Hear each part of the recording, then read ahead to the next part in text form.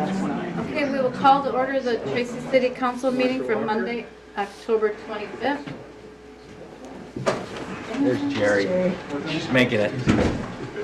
Right on time. You're there? That's okay, it takes me a minute to stand up. You're good. Good, you just take your turn. I pledge allegiance To the flag of the United States of America and to the republic for which it stands, one nation under God, indivisible, with liberty and justice for all.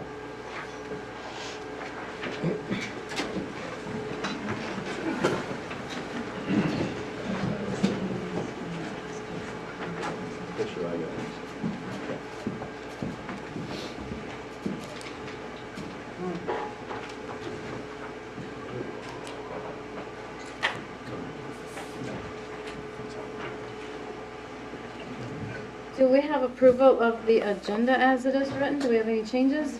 We don't have any changes to the agenda, Mayor. I do want to point out that we have a closed meeting in the middle of the meeting, which is a bit unusual, but we're doing that because it's related to some action items, and we want to make sure that we get that right before we do the action items, and so there will be a closed meeting in the middle, and then we'll come back.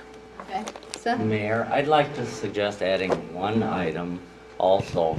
I think it's time that for us to start discussing selling the old liquor store property and what steps we would have to go through to do that Do you want to do that as as an agenda item.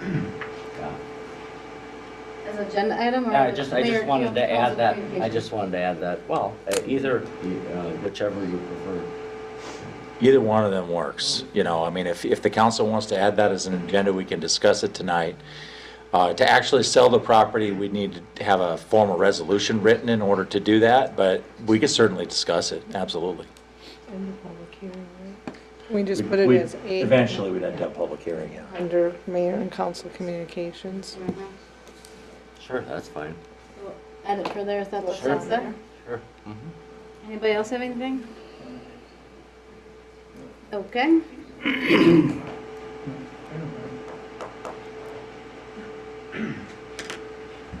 Motion to approve is amended. Second. First and second, any further discussion? All those in favor? Aye. Opposed? Motion carries. Next, we'll have employee of the quarter, Adam Hansen. Step right up there, my darling.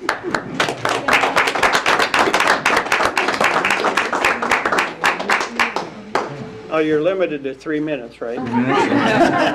Yeah. So tonight we honor Officer Adam Hansen as our City of Tracy Employee of the Third Quarter.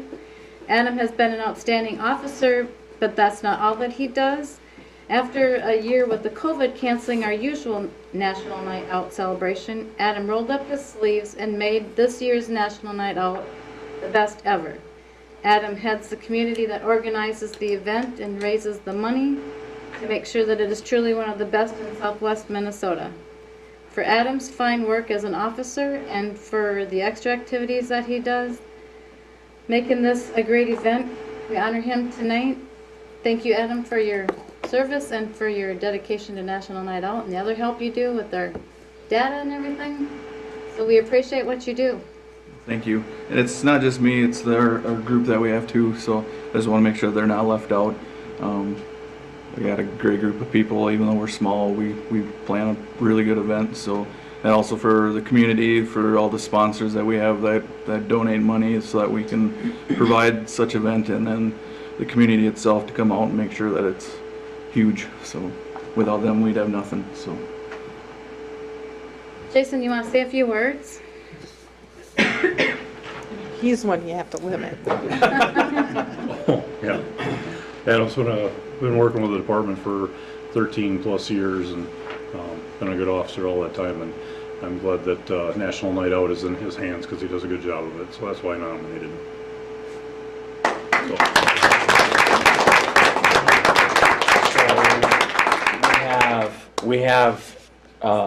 You wanna, I think we probably wanna take No, a we picture want with the to whole get back council. Yeah, so you gotta come around the back. And if everybody could gather around, and I'll give this to We'll the roll mayor. you over close, how's that? Or I should say, roll yourself close. I'm standing.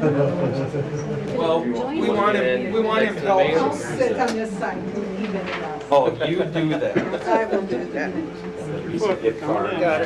that. Say, watch the. Adam's gotta get behind you. I'll do it. Fill that gap. What do you mean by that?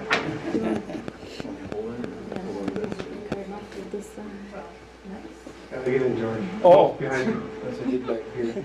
If you have to chop my head off, that's fine. That's horrible. Actually, it's right over your head. It's kind of weird.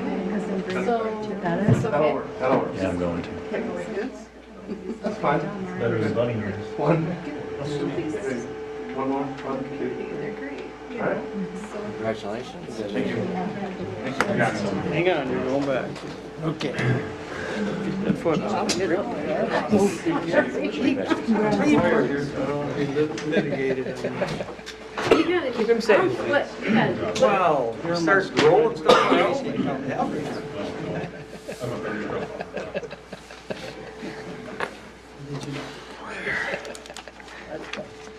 Okay, is there anybody in the audience that would like to talk about something that is not on the agenda? Okay. We'll move to the consent calendar. Motion to approve the October 11th and 14th minutes, approve the municipal accounts payable and payroll without breakthrough beverage, approve the municipal accounts receivable, approve the park board minutes from September 21, approve the Chamber of Commerce request for the Parade of Lights. I'll second that motion. First and second, any further discussion? Roll call, please. Schmidt, Yes. Jones, Aye. Tell, Aye. Cheeks, Aye. Koopman, Aye. Landay, Aye. Mayor Corman. Aye.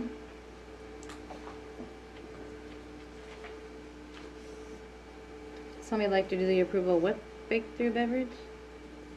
I will make the motion to approve municipal accounts payable to Breakthrough. I'll second it. First and second, any further discussion? Roll call, please. Tell, Aye. Landay, Aye. Jones, Aye. Schmidt, Yes. Koopman, Yes. Mayor Corman. Aye. Okay, Mayor Council Communications, Seth, do you want to go first? Yes, Mayor. I just thought it was timely, would be timely for us as a city, as long as the old liquor store property is no longer in consideration for a remodeled site for the new community center, that I think we should get the ball rolling and talk about possibly selling the property. And if we chose to do that, just talk about the steps of what needs to be done to sell it. I know there's some things in the building, glassware and so forth, that maybe we could sell at an auction or something. And I know there's other items that we're storing in there, but I just think it's just time to talk about that. I know, Mayor, you'd said at our last meeting that you'd like to see the building torn down and the new center built on that site. I guess my thought is, if there is a market for it, if there's someone else interested in the property that can utilize that building, we would save the potential demolition costs of raising the building for, building the new center there. We do have other nice sites for building a new center, namely on South Street, near the corner of South and Fourth. There's nice mature hackberry trees on that corner. We could, as far as making a patio could be made on that site too. So I just thought we should just talk about that rather than just let the building sit there and Yeah, for sure, if there's a Make market out decision there, on it, you know. better sell it than not. Do you have a timeline, kind of, if it sits there for 6 months and nobody comes forward? Or just gonna sit there till it gets sold, or someone takes it, or what's your thoughts on that then? I didn't have any specific timeline. I just thought, you know, just like selling any other real estate property, I guess the first step is decide, are you gonna sell it, and talk with some real estate people and see what they think the value is there, and list it and go from there. Mayor, I could just outline a couple things to consider. I think there's a couple different ways you could sell it. You could certainly list it with a realtor. That's an option. You'd have to select that realtor, which would be a decision you'd have to make. The other option is that you could essentially just put it up for essentially an auction, over a period of time, and you could list it and get sealed bids, for people making an offer. Maybe you have a minimum bid or something like that on it. The other consideration is not just the building, but the contents. I mean, do you sell the building with the contents, or do we want to try to do some of the contents separately? Because there's some value in some of the things, not the things in the multi-purpose center, you'd want to keep those out, but the things that went with the liquor store, like, do you want to sell, for example, the refrigeration equipment separately? I don't know. Maybe you do, because there's some value in splitting it up. But there's a number of different things you would want to consider before you sold it. And then lastly, you'd want to think about, what do you do with that money? Is that money you do want to restrict for a future community center? Technically, the building is owned by the liquor store fund, and so you'd have to have an action. I'm sure Tam would love it if we sold the liquor store and didn't give it to the liquor store. But that's probably, I'm guessing that's what you'd probably want to do. So you'd have to have an action to take that money out of the fund and put it. There's several items that the city council would have to do. And our normal practice is that you'd have a public hearing before you sold it as well, so to get people an opportunity to talk about it. So it would be a process that would take a while to go through. The first step would be basically to pass a resolution saying we want to dispose of this property, and then asking us to come back with a process, and then we can come back and, like council member said, that's the first step. So it's a question of you all but those are kind of the things to think about when you're thinking about selling a property. Do we know, or do we have an inventory of what's in that building anymore? Do we have an inventory? I wouldn't say we have a list, no. But we have an idea of the things that we brought over from the multi-purpose center, and then what was actually there in the building originally. There wasn't very much left. But we don't have a full inventory, but we would have to make one if we decided to auction some of this stuff off. And we'd have to figure out, if we sold it and we didn't have another multi-purpose center, we would have to figure out some place to store the rest of the things that were in there. We could probably figure that out, but I don't know where that would be right now. Go ahead, George. I like your first option, whatever funds money we get for it, we help with the community center to get that thing going. Yeah. Yep. I don't know, like you say, maybe we can't do that. Hopefully Tam will sign off on it, but it would be good faith on the city to show that we're still trying as hard as we can. Yep. I guess I don't have any issues with selling it. One of my problems would be, if whoever buys it, we got to have stipulations, so it don't sit there for 6-8 months and become a pigeon trap. If they're going to buy it, they got to fix it up. Yeah, no, I agree wholeheartedly that whoever we sell it to, it's got to have the means to make a productive building out of it. We don't need another, like you say, rundown building just sitting there, and so I'm not interested in that, or wouldn't be. So do we have someplace we can store the equipment or do we have to, is it wise to wait until? I think the short answer is yes. We could probably find somewhere in this building to store the equipment. Jason and Lydell would probably kill me if I said this out loud, but it's probably out in the garage behind the, in the VMC see, look at his face over there. But that's the place that comes to mind. I don't know, we could figure something out. I wouldn't want to have to pay for space if we, didn't have to. Maybe there's some place in the Public Works building too, I don't know. We could figure that out though. There probably isn't that much left, is there? Well, that stuff is pretty, the liquor store is pretty stuffed, but it's also not a very efficient space, and so maybe it's not that much when you consider, putting it in one location. But we, It's some bulkier items though too. yeah, there's some, you're talking about some refrigerators and, some appliances and things like that. Those aren't small items. I guess I kind of was intrigued by your idea of having an auction. That way But- you could auction Yeah. off the refrigerating stuff. We've Yes, you had could. that. Oh, Because when, I don't know. then someone, or put in a bid to buy that one cooler or refrigerator, but something about the cooler being attached down in the In the basement. basement. Yeah, there was an issue associated with that. Yeah. You're We've had an You're auction. correct about that, but but the short answer is yes, you could have an auction for a lot of the items that are in there. My memory is that there was an auction for the liquor store at one point, and we sold a lot of items out of there, but some of them didn't sell, like that particular item. But there's more too, because a lot of the stuff, I wouldn't say, not everything made it from the old liquor store to the new liquor store. So there's some stuff that we use that didn't get put up for auction.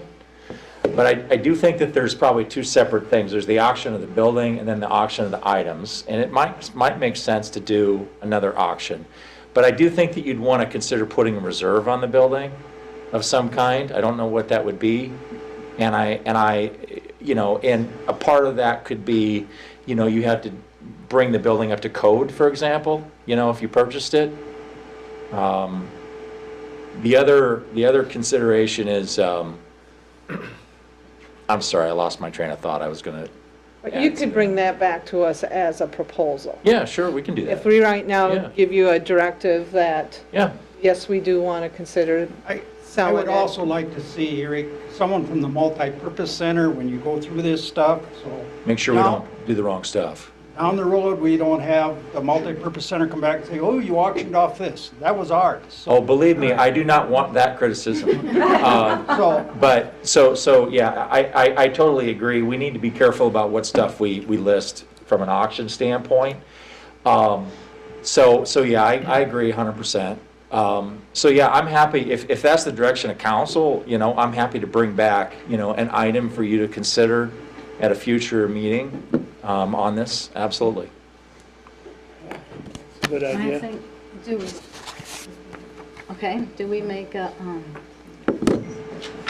We need a motion on that. I don't even think you need a motion on that. I don't see any nays, so I'll just bring it back for a future agenda item, and then we can with some options, and then we can discuss it in more detail. okay? Yep. Is that kind of what you're thinking for Sure, yeah. direction?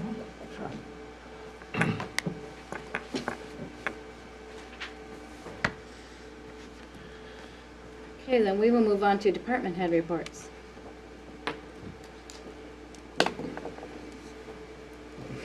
Who's jumping first? Jason, you want to go? I'll entertain any questions you had about the brief that I gave you. The information was there for a future proposed squad, and then which you'll be addressing later on this evening. I see it in the agenda, along with some other purchases, and just some information about some future program stuff that I'd like to put together with some landlords. So. Yeah, I take it, Jason, that your choice of an SUV as your new squad car, you'd still like the flexibility of that SUV as opposed to a sedan. Yeah, and there's only one sedan left on the market right now, and that's the Dodge Charger. Yeah. So there's only one sedan left on the market for squads, and that's a Dodge Charger. Those so- are rear-wheel drive also, aren't they? I believe so. Yeah, you don't want that. Jason, are these cars, the squad cars, are they coming through the state or how are we purchasing them?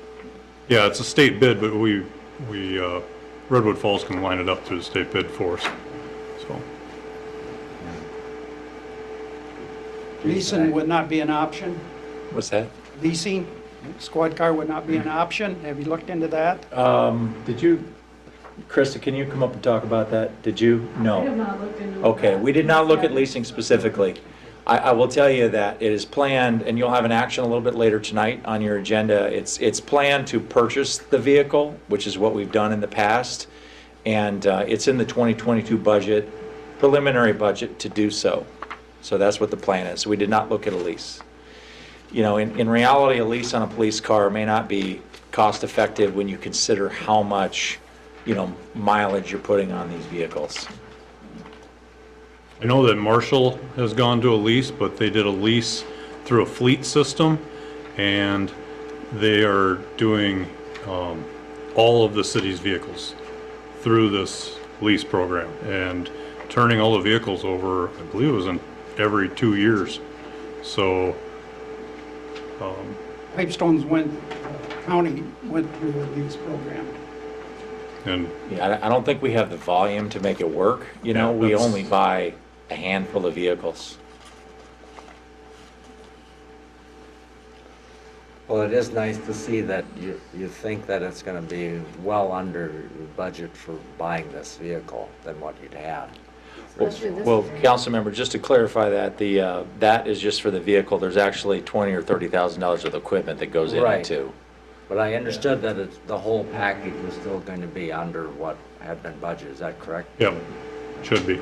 Before we get too far, could we have her look into at least just out of checks and balances? I mean, Sure. Yep, we could do that. I don't know if it's good or bad until we look. There's a simple financial calculation to look at, see whether a lease versus buy makes sense. And we could certainly look at that. Yep.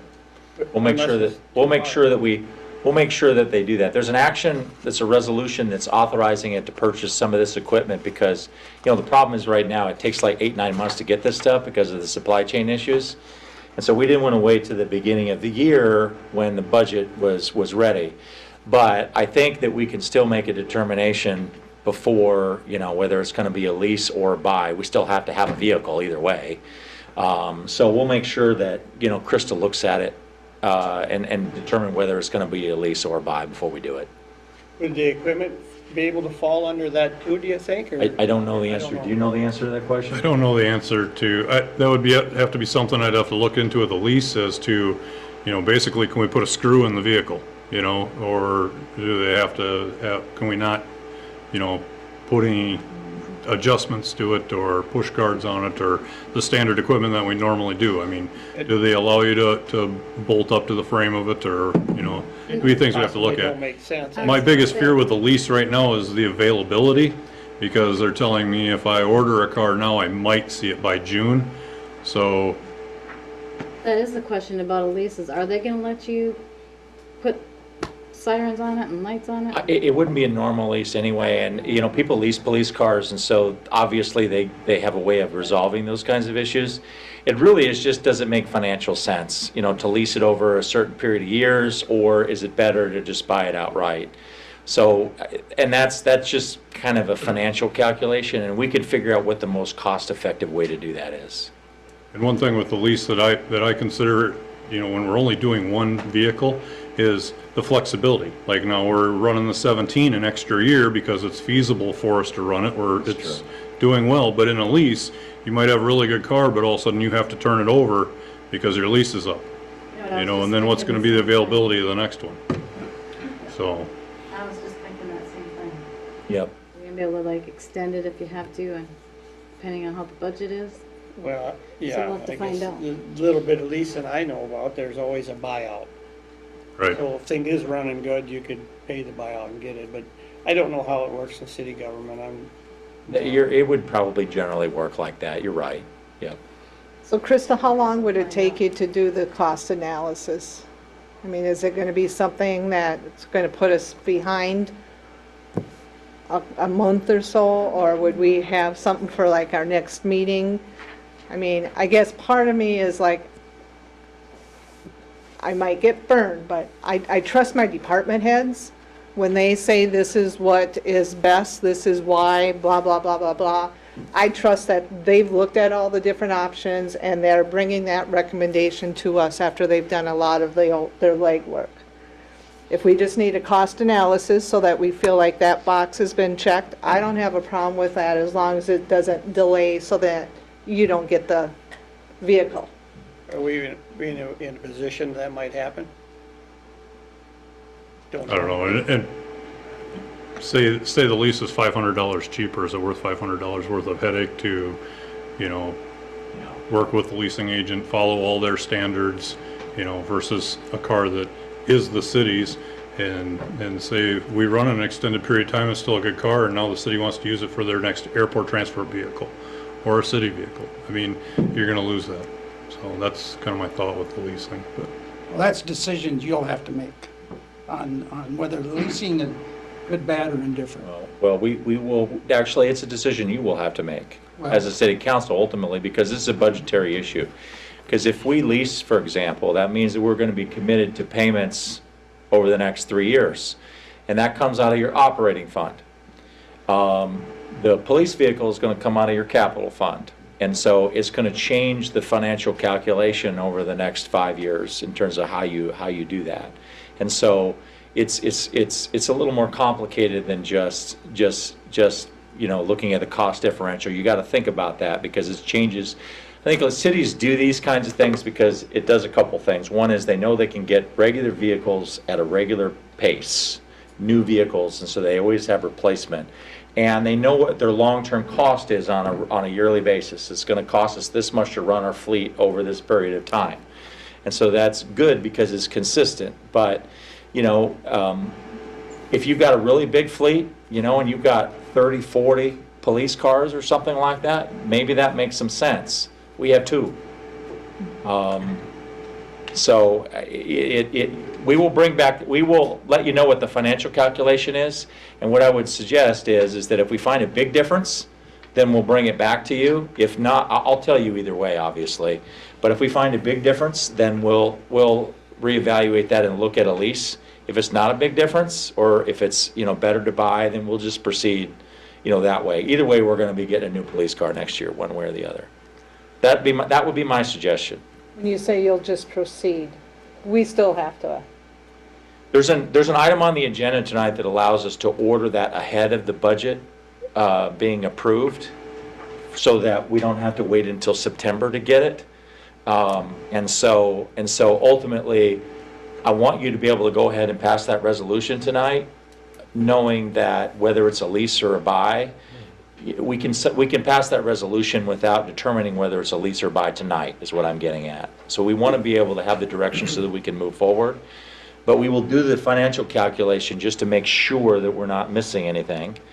And then if we see something, we'll bring it back, if that works. It works for me. Just so we're not holding up the squad car. That's the thing. I don't want to hold it up, Yeah. you know. I mean, it's tough enough. It was train of We thought. don't have a fleet. No, we really, not much of a fleet, no. We have a very small fleet. I'm sorry, but we don't have a fleet of cars. Not really, And no. we're not going to buy cars so other employees can be driving, so Oh, I we thought- have a fleet. I thought you told me you wanted every council member to have a car. Let's cut Oh, that sorry. short. I'll Let's have cut a that one Camaro, I wasn't short. please. supposed to say that. Cut it short, Jerry. All right. Okay, if anybody else doesn't have anything else for Jason? Thank you, Jason. Thank you. Dale, you want to go? I would love to go. You can't go, you have to. Just to add to the lease thing quick, might want to double check the maintenance program, so Jason's not having to run to Redwood to change oil once a month. I provided a report. Did anybody have any questions for that? About that? Anything?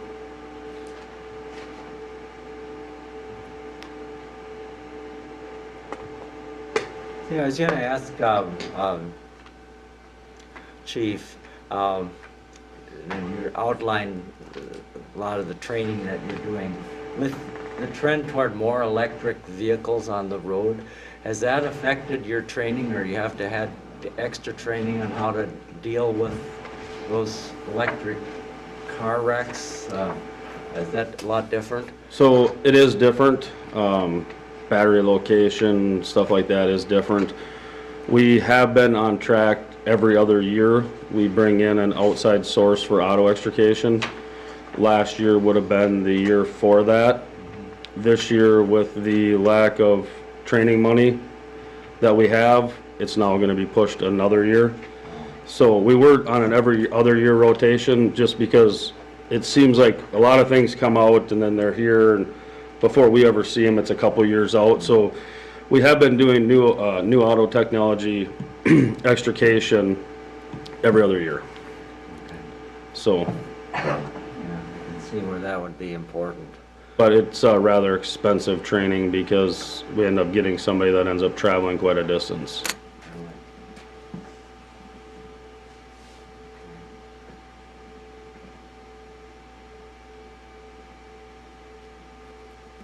They have a good turnout for the chili feed. Chili Feed had a pretty good turnout. Yes, it did. Our technical rescue trailer is about 95% complete. Hopefully next week we'll be getting together with Pear and some of the people that had donated money. We're gonna get some thank yous and pictures in the paper for that. Anytime you guys wanna see it, anytime we're down there on a Monday night, feel free to stop by. Or give me a shout. I can meet you down there and show you how it turned out. Hopefully Pear will do a good article on it and you'll be able to see everything from the paper.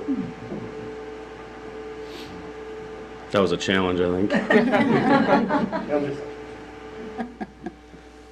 Dale, I noticed in your notes that you had 4 calls involving hazardous materials. Yes. Are those typically rural calls, like with farm chemicals? Hazardous material calls can be natural gas leaks as well. Right. So a bulk of them in that stretch were natural gas hits.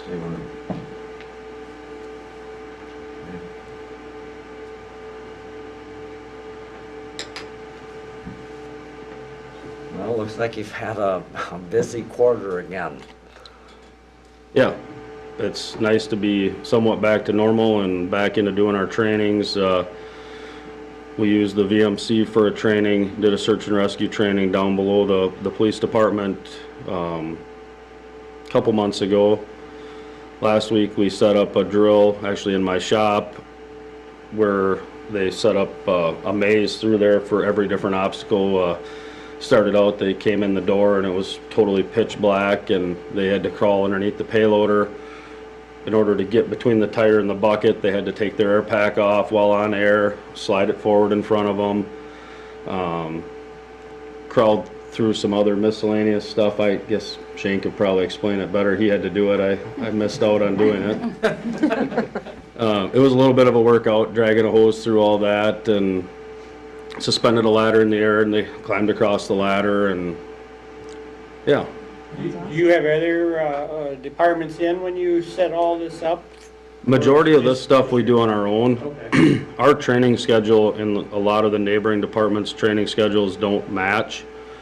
Ours has always been this way, theirs has always been that way.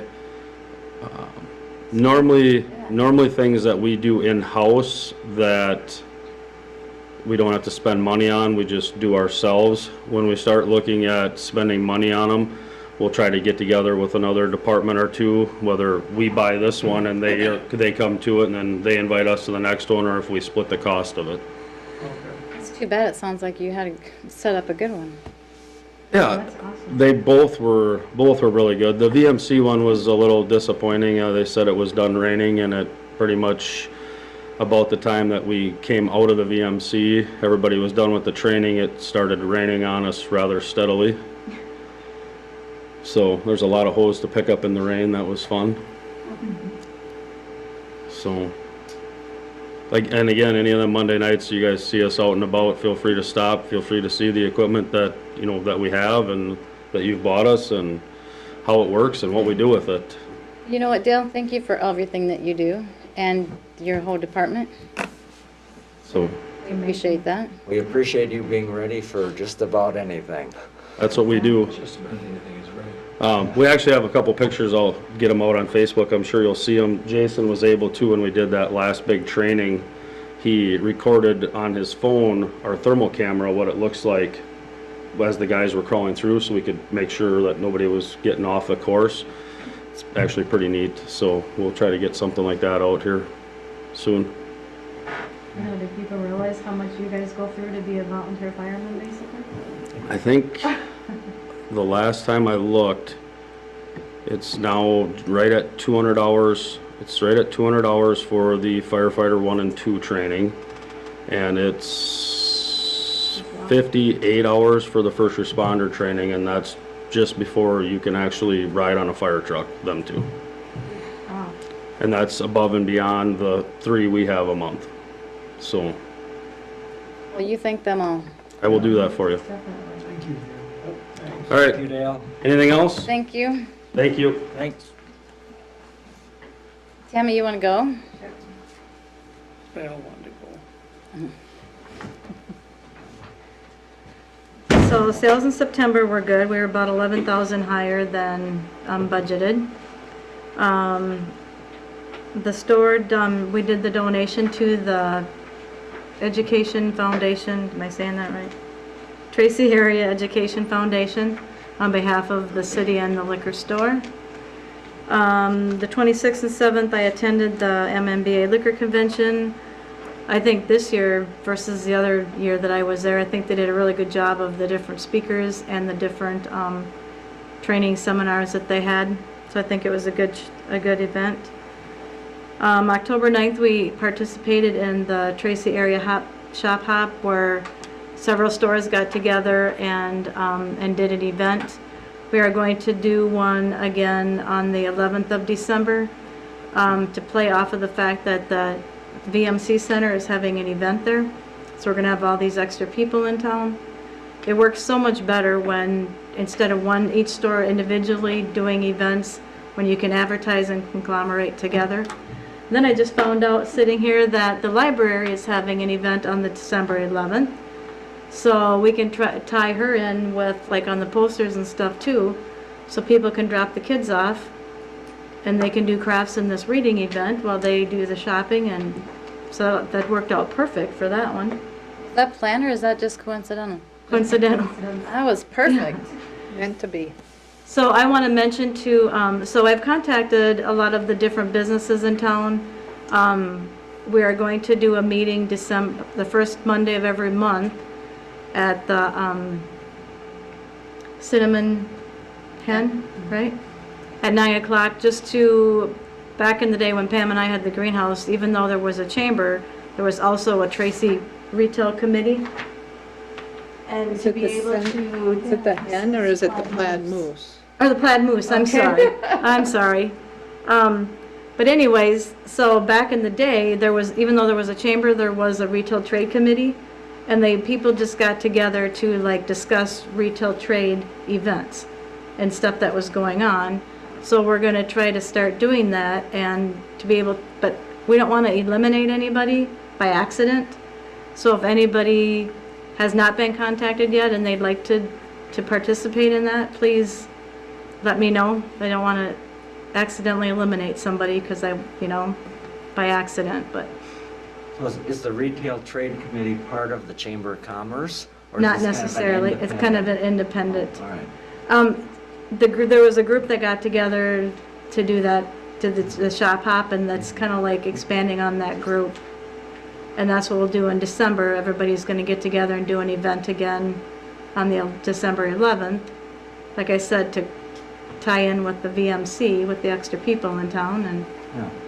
so That's a just to great- get, there's no chamber director right now, so just to get all the businesses working together, because it makes everybody helps everybody, and it just makes it a whole, you know what I mean? Aren't we going to try to do something on the 27th when they do the Parade of Lights?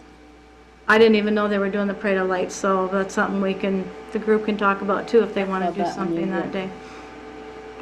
I was going to ask, is the chamber, obviously by that, they must be going to do the chamber event of lights or whatever? I think they are doing it, and Rhonda says yes, so yes. Okay. Yeah. So yeah, it'll be nice to know what, you know, what, maybe I can chat with, who do you talk to? Where's the Well, chamber? we just hired a new person, so your best bet's probably to stay in touch Oh, with Greg okay. Carlson a little Okay. bit. He's got more of the information. for Yeah. that. So good. hot off the presses, the chamber Well, hired somebody. Good, that's awesome.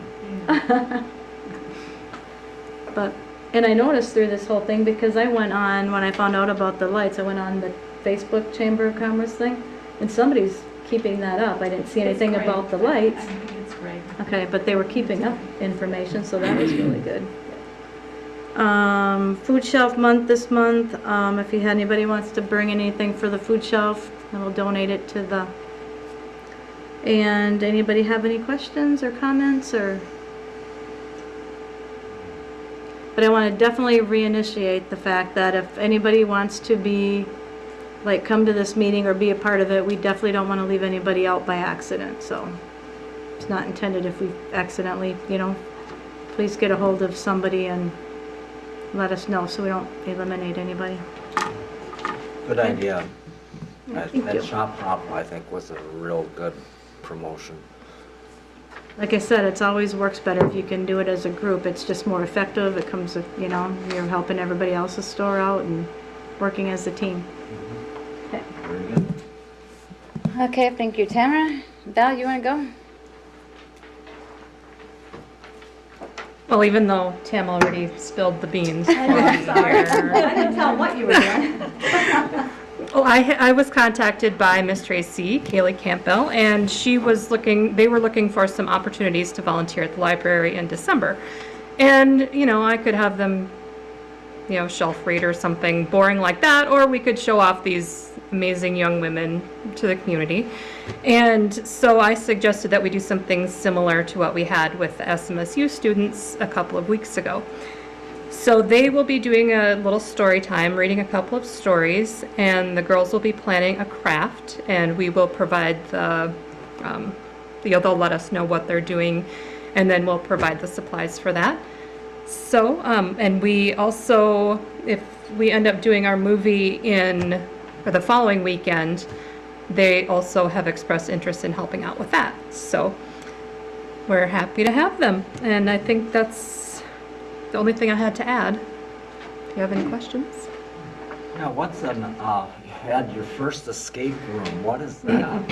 It's basically just a series of puzzles. If you've ever played one of those games, you know, they have a lot of them for iPad or whatever. And it's just, yeah, a series of puzzles that you have to solve to escape. We did not lock anyone in. And we provided snacks, so no one got weak or anything. It's not a panic. No, it's just a fun activity. All right, good. It comes after the timeout room. Yeah, no, but we did lock everybody in that one time when when the door accidentally got locked and That's true. That did happen one time. And I got a call, Some someone- late night meeting. Yeah. We locked everybody in the library. That was the escape room, by the way. That was it. Was.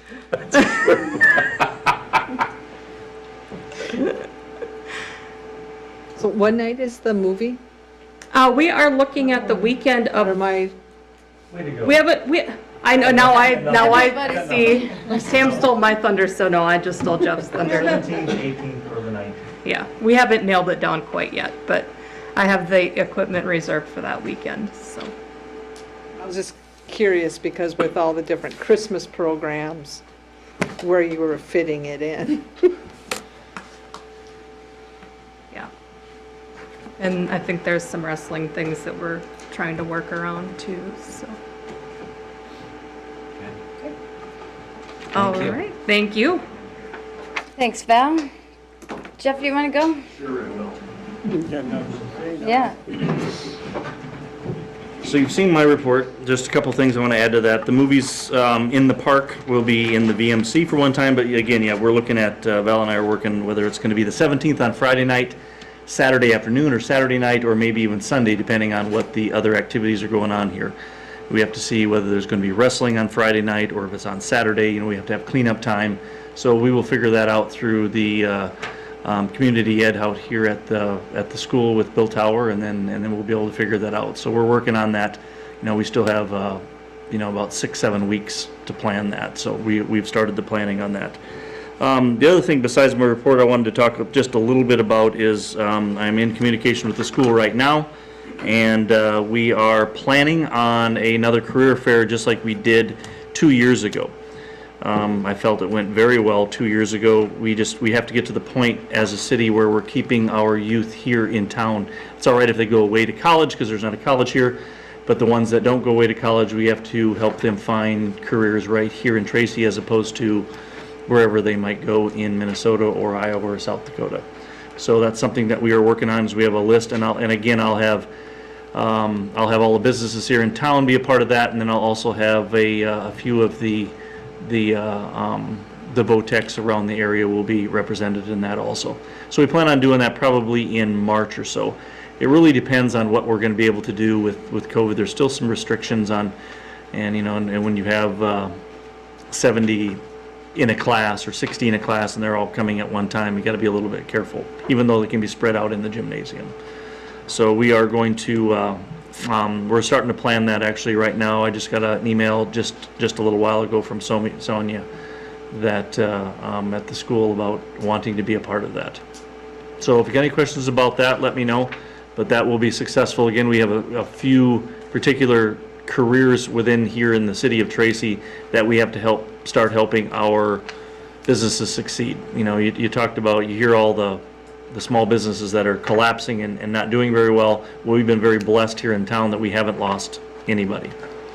And we want to continue down that path by making sure that they don't have to at least go out there or can't find anybody. So that's a fear. So I would say there's 30 to 40 jobs here in the city of Tracy right now, if you wanted one. What month was that again, Jeff? I think I'm going to do that in March. It's kind of, George, I'm kind of looking at after basketball season, but before track and softball and baseball. So it would be right in there. And it'd be on probably a Thursday afternoon, something to that effect. And this year I'm actually last year 2 years ago, I wanted to wait to see about inviting other communities, and I think that's a good idea, is inviting other communities and expanding on this a little bit. Okay, and then the last thing I got, just so you know, there doesn't a day go by that that either Eric and I or myself on a conference call or myself on a webinar talk about housing. It's a hot topic no matter where you go right now. Minnesota housing through UCAP. I'm working daily on something that we hope works, but it's right now we're just not finding anything that's fitting very well. But we will find something. What's your emphasis on creating new housing, single-family housing, or new rental, affordable? You know what? Actually, all three of what you just said. Single-family housing is the main one, and that's what we'd like to see more of. But also maybe workforce planning, where workforce just houses for, just for people that want to come here to see if the position that they're taking here in town, might become a career, something to hold people over. So we're looking at that, but also at the same time, multifamily. It would be nice to be able to find somebody that would come in and build a fourplex or an eightplex, or we have the room for it. We have the space. The EDA owns, the city of Tracy owns. We have the land that we can give to people. It's just getting somebody that they can charge enough rent to cash flow it is the real tough thing. Does UCAP have any money available for fixing up some of these vacant houses in town that we know are in poor shape? Probably not vacant as much. I mean, that's where we got to make sure that what we're doing, Seth, working on the small cities grants, so they don't become vacant. Or when somebody does move out or somebody does pass away, whatever the case may be, that we have a house that you can save as opposed to one that isn't worth saving. Right, and I applaud that program. That's done a lot of good. But I just I know what you're asking. You know the houses we have. Yep. That are just, are they beyond repair? Maybe they are. I don't know.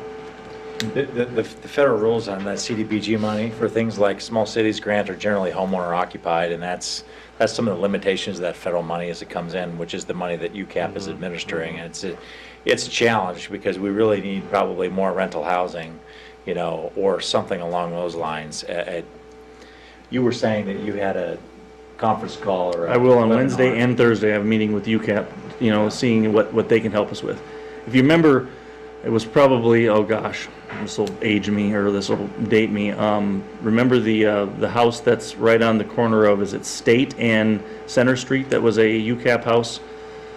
Oh, must have been 15 years ago. Yeah. I know it's sold a couple times, still in good shape. I'm looking at UCAP to possibly do something like that. Something where we don't, that what we would have as an investment would be the, maybe the little bit of the infrastructure and the land itself. That would be our part of it, and then we can build that for a, but then you gotta, whoever buys that has to be able to afford to buy it, and they have to fit in the guidelines of the annual income for the household. Do they have anything out there right now as far as helping homeowners fix up their house? Yeah, there's still, through UCAP, there's still state programs that are out there that you can make a phone call if you've got people that are in trouble. Especially this time of the year, the weatherization program. In fact, there was a couple of the houses that we did through the Small Cities Grant. They actually used some of the weatherization programs through UCAP and through the state to help some of those houses out. Let's say we were only able to give them enough to put a new roof on and new siding, but new roof and new siding really didn't do any good if you didn't have new windows. So there was some weatherization programs for insulation, and that they went and did on their own. There are programs out there. There are things hanging up here in the building. I'm a phone call away. I've helped people and given them UCAP's number. And we have a good relationship with UCAP. So yes, the short answer is yes, there is help. Well, keep trying. Broadacre Twin Homes, how are we doing with that? Do we have any bites on? Yeah, the third one is, the third one out there out of the four. As soon as they sell their house, they're taking one. So you got a hold on it, basically. Not really a hold on it. I don't think we can do that. Oh. We don't own them, so we can't really put a hold on them. So if somebody else comes by, it'll be first come, first served. But they're still not done out there. They just got the shelf or the cabinets in out there. 6 months took to get cabinets. 4 months to get windows right now if you build something. So there's nothing else. Jeff? Shane?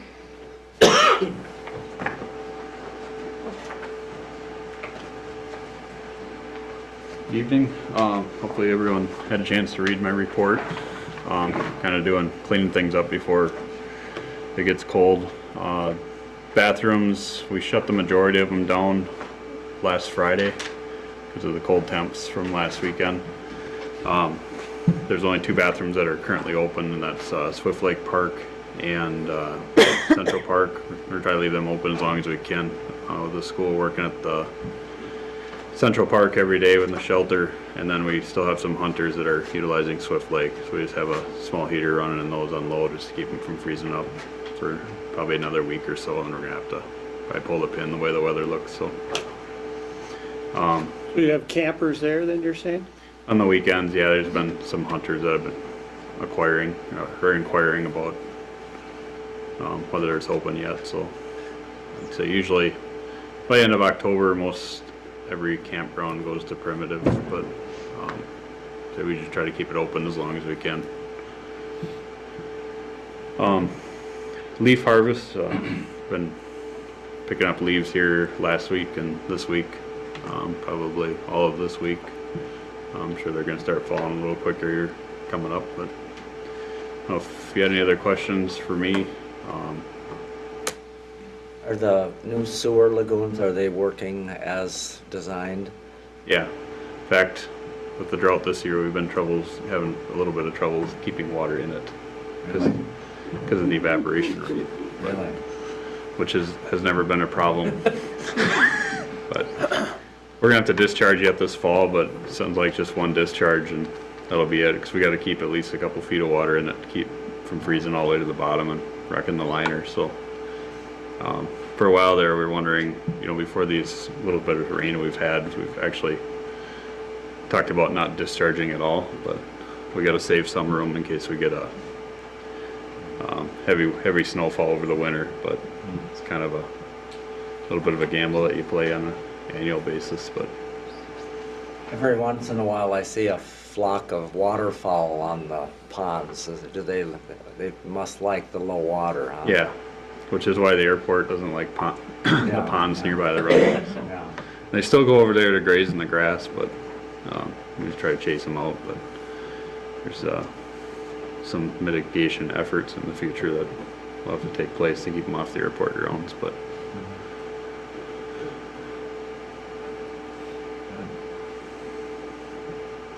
anything else? The shelter's kind of at a standstill. They're still plugging away a little bit at it, but trusses won't be here till at least the end of this month.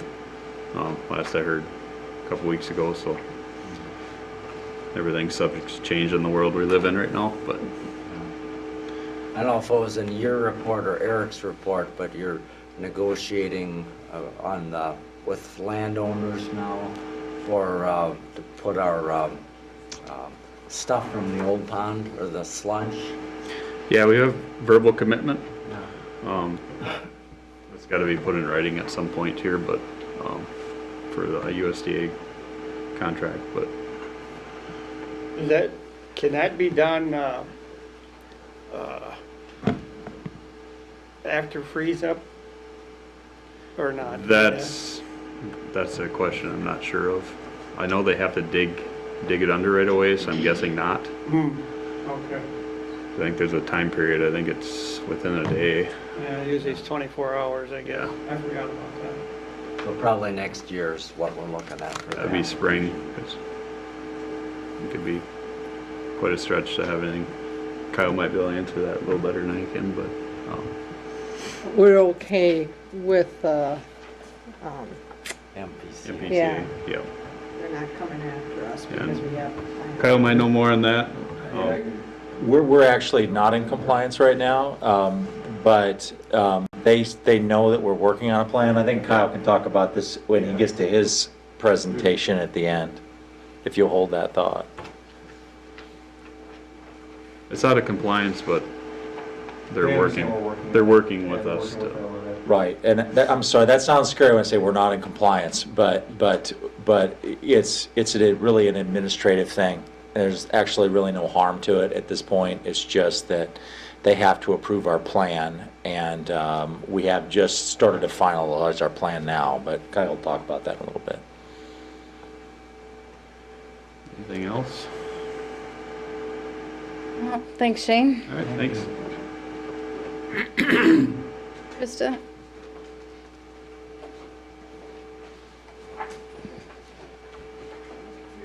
You gotta put these reports in the order they come up. I know. Next time I'm gonna have to pay attention to that, aren't I? It's like. We can put them on the agenda in an order if you want.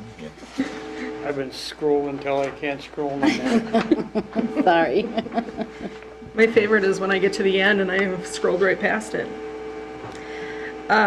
So as far as my department head report, not a whole lot going on in the last month. It's been kind of just doing business as usual. We had a small handful of shutoffs in October. Nothing too crazy. Mostly, I believe all of them are likely turned back on now. I didn't get final confirmation from Krista on that. Other than that, Krista and I attended the Minnesota Deputy Registrars Association annual conference in St. Cloud a couple weeks ago. Just really good networking event for driver vehicle services, and there was some good information on upcoming changes, and a good opportunity to give some input to the state on things we see on a day-to-day basis. Joshua started almost 2 weeks ago now. Everything training-wise is going really good there. And then We have open enrollment scheduled for November 4th. Peggy's been working on coordinating all of that for us and getting all of that organized for the end of the year, and our benefits open enrollment that we need to go through. For health insurance. Yep, for health insurance and all of our other benefits. Other than that, that's all I have on my department head report. Any questions?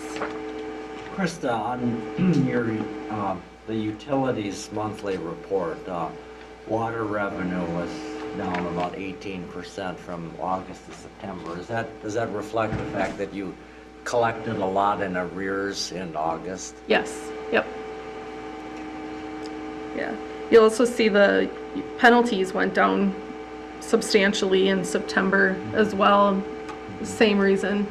We collected a lot of past due bills in July and August, and then I think people are paying more on time now that we are doing shut-offs. Anything else? Thank you. Last but not least. I'll be very quick. There's one thing I want to draw your attention to, for sure. There's in your packet, there's an agenda for the Community Center Work Group. Southwest Initiative confirmed for that November 2nd time at 6 o'clock so that we can meet with them. And so that's on the agenda. And then the only other thing we put on the agenda is just kind of an open forum for committee members so you can talk about whatever it is that you would like to talk about as a group. And so just like we did kind of the last time, I'd like to get a motion to approve, this agenda, and then, we'll go ahead with starting to schedule it. And this time I'll remember to tell Val that we're meeting in the library as opposed to not. So that's what's on that agenda, unless there's anything else you'd like to add, but I think that's what we wanted to talk about.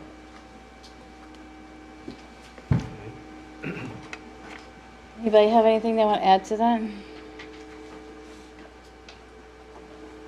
It's pretty much an open forum. Yeah. So I'll approve the agenda for that meeting. Seconded. First and second, any discussion? Roll call, please. Landay. Aye. Whitman. Yes. Teags. Aye. Towle. Aye. Jones. Aye. Schmidt. Yes. Mayor Corman. Aye. Just two other, just kind of things of note. The new goal that was added this year was really about beautification. A lot of those resources are going to be put into next year's budget because it kind of came down in the middle of this year's budget. We tried to do some things this year with regard to that. I think what I plan to do at the next meeting is kind of bring back a little bit of a report and presentation, get your feedback on the kinds of things we're thinking about doing moving forward to address this issue. Obviously, there's going to be some code enforcement things. There's things related to parks, a variety of different things related to this kind of beautification goal. I just wanted you to know that we hadn't forgotten about that, because I know that there's a lot of things that we've been working on, but we're going to have more of a discussion about that next month, because I think that's one of your goals, and you should have a chance to talk about it. The last thing is we started kind of compiling some information. As you know, we have this marketing goal, and we have some money in the marketing line item, in our marketing advertising line item left for the year. And I started thinking that we really ought to do kind of an annual report to the citizens that kind of talks about, what happened this year, your goals as a city council, what was accomplished, how did we spend your tax dollars, that kind of thing. I think it would be a really good marketing piece, not just to the community, but it's something we can put on our website too, that show the wonderful things that we're doing as a community. It's not going to be very expensive to do something like this. I mean, we can mail, something like that, including printing, for less than $1,000 to every household in the city if we wanted to, and then put a PDF up on the website, and we have money in the marketing budget for that. And so Diane and I actually have started working on this and put together kind of some ideas on some accomplishments. If there's some specific things that you would like to highlight, please let me know that. But I'll bring it back before it goes out, just to make sure that we're talking about the things that you would like to talk about. But I think it's important for the folks, at home to know, what you as a city councilor and the city staff are doing, for them this year. And people, often ask the question, where are my tax dollars going? And this will help answer that question. And so that's kind of a new thing we're doing this year that I don't think has ever been done before, but I've done this in other communities and it's usually pretty well received. And so we're working on that, and our hope would we get that out maybe by the end of the year, or just the first part of next year. But that's what our plan is. Any questions about that? So you're talking about maybe an 8.5 Yeah, inch something trifold? Something like that. Yeah, I have to think about what the right format is depending on the volume, but we're not talking about like a 10-page booklet or anything. It would be some kind of piece of paper, 8.5, 11, maybe 11 by 17 folded twice or something, but some kind of self-mailer that would basically, have some information, not something very expensive at all, and very, very brief. That would be the most economical way to do it. Yeah. Some pictures. There's some pictures and drawings. Yeah, some graphs, or maybe a little bit of information about what we spent their money on, things like that. So it's just in the concept stages at this point. I just wanted to make you aware that we're starting that, and make sure that you had a chance to, let me know what your thoughts are, and then we'll bring back more information about that later. Okay. Other than that, my report that I give you every 2 weeks is in the packet. If there are any questions about that, I'm happy to entertain give you any answers if I can, and if not, that's all I have, Mayor. Okay. Anybody have any questions for Eric? Okay. Do you want to plug in here?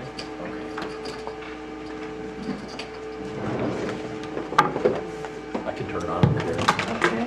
Chris Warren, turn it on. Can you reach? Will it reach? Oh, good. Yeah, I'm glad I'm you're on on the the right side. side. Excuse me.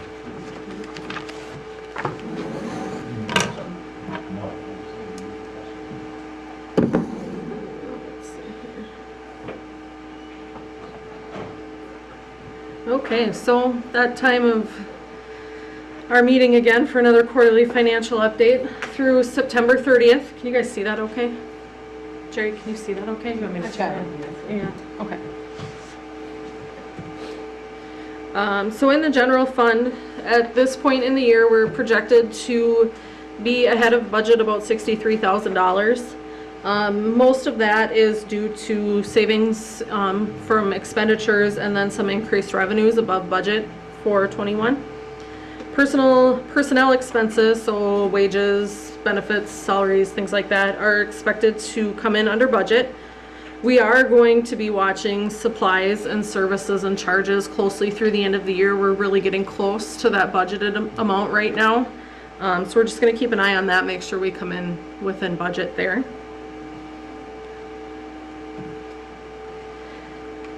In the EDA fund, we are expected to be over budget. Part of that, or well, most of that is due to not being able to sell those Broad Acres lots this year. So we will move that into 22 and hopefully be able to sell at least one of those next year. Do you want to come sit back down quick? No. Okay. Community Development Block Grant. This is the fund that we track the UCAP grant in. This is all administered through UCAP, and then the city has been issuing additional loans as well. We anticipate the grant will be completed early next year, so what's remaining in this budget for 21 will carry over into the budget for 22 as we use up the rest of those funds in that grant. And then I believe Jeff is still working on a new grant eventually to continue this benefit. Public Housing Fund, not a whole lot to say there. This is where the fund that we track Orchard Lane and O'Brien Court, their rent payments and expenditures. Right now we're on track to be really close to budget by the end of the year. Just a just a tiny bit short, about $1,000. Nothing too major there. In the capital improvement fund, we are expected to purchase a snow hauling truck, I believe this month yet or early next month. We received $5,000 in a grant that Dale wrote in turnout gear. And then we sold just over $15,000 in unused equipment during 2021, which allows us to carry over a little bit extra in fund balance into 2022. And Krista, that old police car would be in that 15,000, right? The extra. Oh yeah, the one that was just sitting out here that we weren't using. Yeah, Yep. yeah. Yep. What about the fire truck? Did that go? Hasn't sold. We got a couple weeks to fix on it, and then it'll be hopefully listed this week.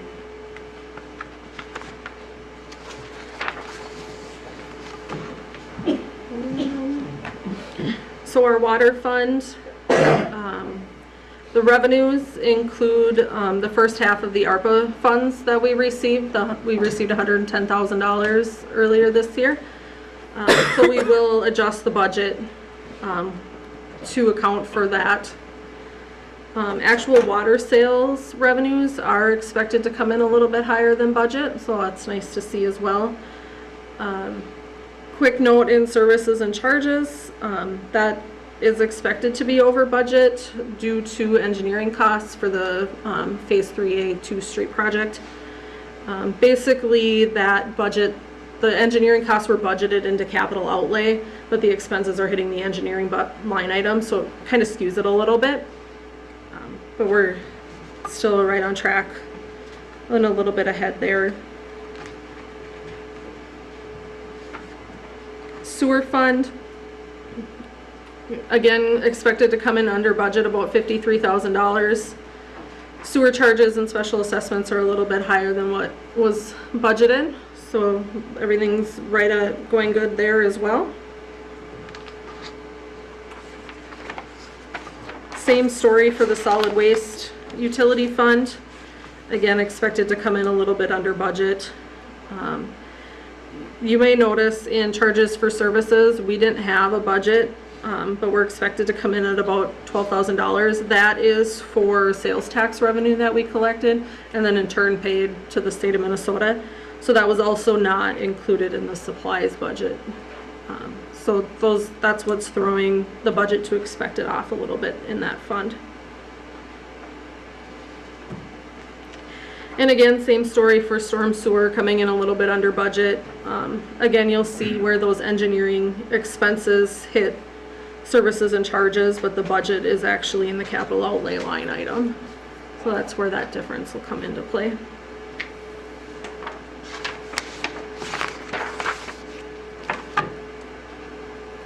Let me know if I'm going too fast. Just kind of going through it. So for the airport fund, we are over budget on engineering. The airport master plan is not in the budget right now. We did a few different budget amendments throughout the year in the airport fund, and I dropped that piece out of the engineering budget, so we will need to do an amendment to bring that back in. Probably on our next end of year budget amendment. I didn't catch it on this quarter's budget amendment. Supplies are running a little bit high. In the airport fund, we did have to purchase a new motor for the lawnmower out there this summer. That drove that up a little bit. Deputy registrar, that it would be all of the driver's license motor vehicle business that we do, coming in well above budget this year as far as revenues go. And then we are going to do an adjustment to the transfer into the general fund, which will be on this quarter's budget amendment as well. How much do you think you're going to be able to transfer in to the general? So it's actually, even though we're above budget, it's actually less than what the budgeted transfer was, just because of how the transfer was budgeted at the beginning of the year. So we're actually gonna transfer about $20,000 less into the general fund.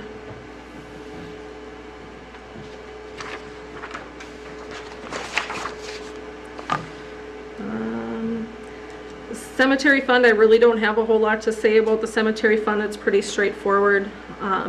The charges for services and revenues all come from lot sales, so we just saw a lot of lot sales this year, which I guess is a little depressing, but it is what it is. And then the liquor store, Tam already touched on this a little bit.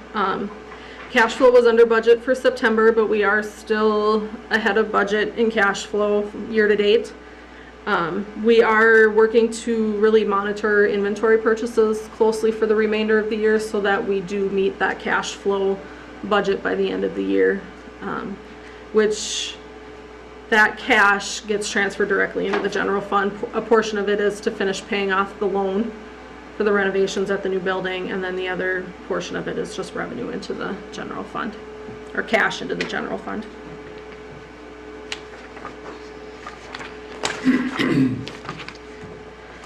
So this next slide just shows a roll-up of all of the funds together. So far, we've spent about 70% of our expenses. We're at 75% of the year, so really doing fairly decent managing our expenditures this year. In total, we're expected to come in under budget about $260,000. A lot of that is just fund balance that'll roll over into next year to be used on projects that are already tapped for next year. And then I added a breakdown by Department of Personnel Services, just as a little extra piece of information, see where each department rolls up. Again, projected to come in under budget here. Part-time wages were less than budgeted for 2021, and then we also saw some savings with some full-time vacancies that we had throughout the year. Which in turn, and you'll see later in my budget amendment, will allow us to use some of that savings to move Val to 40 hours a week and doing that extra 8 hours of grant writing starting in November. Supplies, right now we're projecting to come in over budget. A big portion of that is due to property taxes. With our change in software and chart of accounts, property taxes did not get budgeted in 2021. So we will obviously correct that for 22. And then just another note that we are really going to closely monitor office supplies and operating supplies through the end of the year to make sure that we really get where we need to be. And you'll see that on this next slide. This is the supplies broken down by object codes. So as of September 30th, we had about $3,500 remaining citywide for office supplies and about $17,000 remaining for operating supplies. So that's where we're really going to be monitoring. Do we really need to purchase? Can we push it off till 2022? And really asking those questions through the end of the year. And then services and charges, again, broken down by department.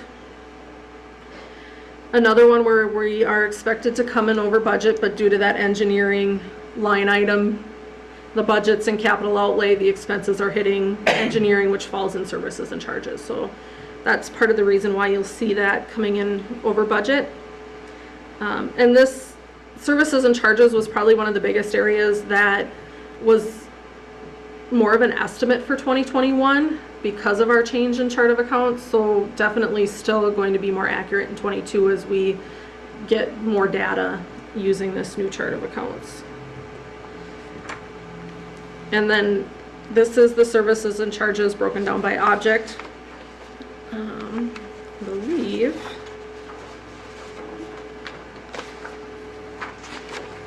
just a couple things to point out on there. So this engineering line that you see we have budgeted $114,000 and we are already about $500,000 over that budget. That's where you see that difference there. IT services and software, We are over budget there already as well. Part of that is due to Cassell, the costs for that new program this year. We also set up some VPNs at offsite locations in 2021, the pool, the liquor store, the library, just so that we could start getting all of those locations onto one network. Just offers better security and controls there. Our insurance was about $30,000 higher than what was budgeted. So we will definitely make sure we adjust that for 22, be a little more accurate there. And then other repairs and maintenance, right now it's coming in lower. Right, year to date we've spent about half of our budget. Most of that is due to airport projects that happened in October and throughout the rest of the year. Some of those are going to carry over into 22 as well. So can I ask you a question? So the insurance, is it just cost more, or is it just because it didn't get budgeted right? Why was it 30,000? I'm thinking it probably just wasn't budgeted exactly accurately. I want to let me address this kind of issue generally. The insurance is an example of that, but there are some other examples. So in the previous chart of accounts, we had a line item called other contractual services. Everything that we did that was a service was in one line item. That included the insurance, that included the engineering, it included all of our payments with regard to construction. Anytime we were, the repairs and maintenance, anytime we were budgeting for something where we were hiring somebody to do work for us, it got put into other contractual services. So we were never able to totally tell, for example, on the street project, how much money were we paying for engineering versus construction? How much money are we paying for IT services? We didn't even have a line item for that. And so when we put the budget together, we had a pretty good idea of what it would be in the big picture, but dividing it amongst all these other things, we had no visibility on any of those kinds of things. And so insurance is an example of that, where we were guessing what we thought it would be, but we were off because we didn't have visibility on what it actually was. So we had several $1 million in that one line item. It was all lumped together. This chart of accounts is a little different now, so that you can tell, well, how much are we spending on IT, how much are we spending on engineering, how much are we spending on, you know, all of these individual things. And so in total, you know, we're probably okay. But we'll know more, you know, after this year, and next year's budget will be a little better off. So that's what's going on in general. So you see that all over the budget this year. In the big picture, as Krista already said, we're $200 and some thousand under budget this year, we think, as a whole. So, you know, we're right where we need to be, but some of those things, some of these individual line items are a little off, because it was like apples and oranges when we put together the budget. So that's kind of the big picture explanation as to why we missed some things like that. Same reason why we missed the taxes is because we didn't budget that as another line item. We had another line item called unallocated. And I don't know what unallocated is. I guess that means where whatever you, but we had a line item called unallocated, and that's where we put the taxes. And so it's just, there's just things like that that we missed that we're not missing moving forward. And so this is a much more transparent budget. So you know as a council, and the citizens know as a people, what are we actually spending your money on. It's much, much better than it previously used to be.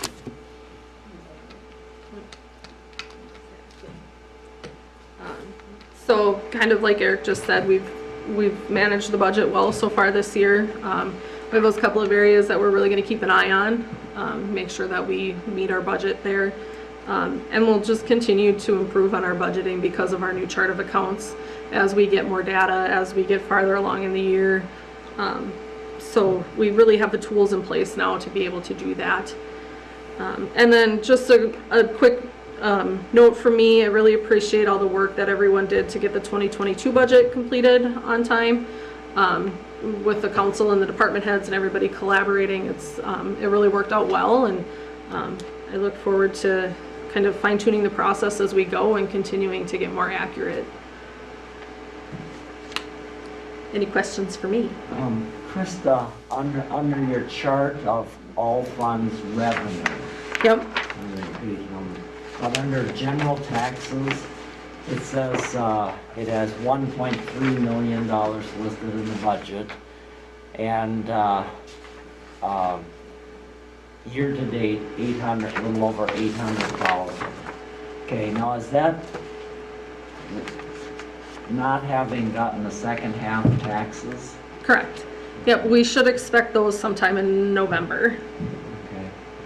Generally, from what you've been able to see, is Tracy running into a problem of people not delinquent taxes, or we must be pretty good? Is that right? I think so, yeah. As far as I can tell, it appears that we do pretty well there. Yeah, We we're have some, but 98, 99%. Yeah, Yep. great.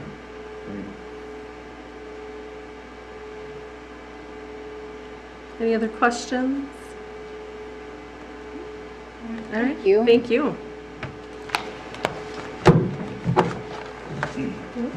Let me unplug.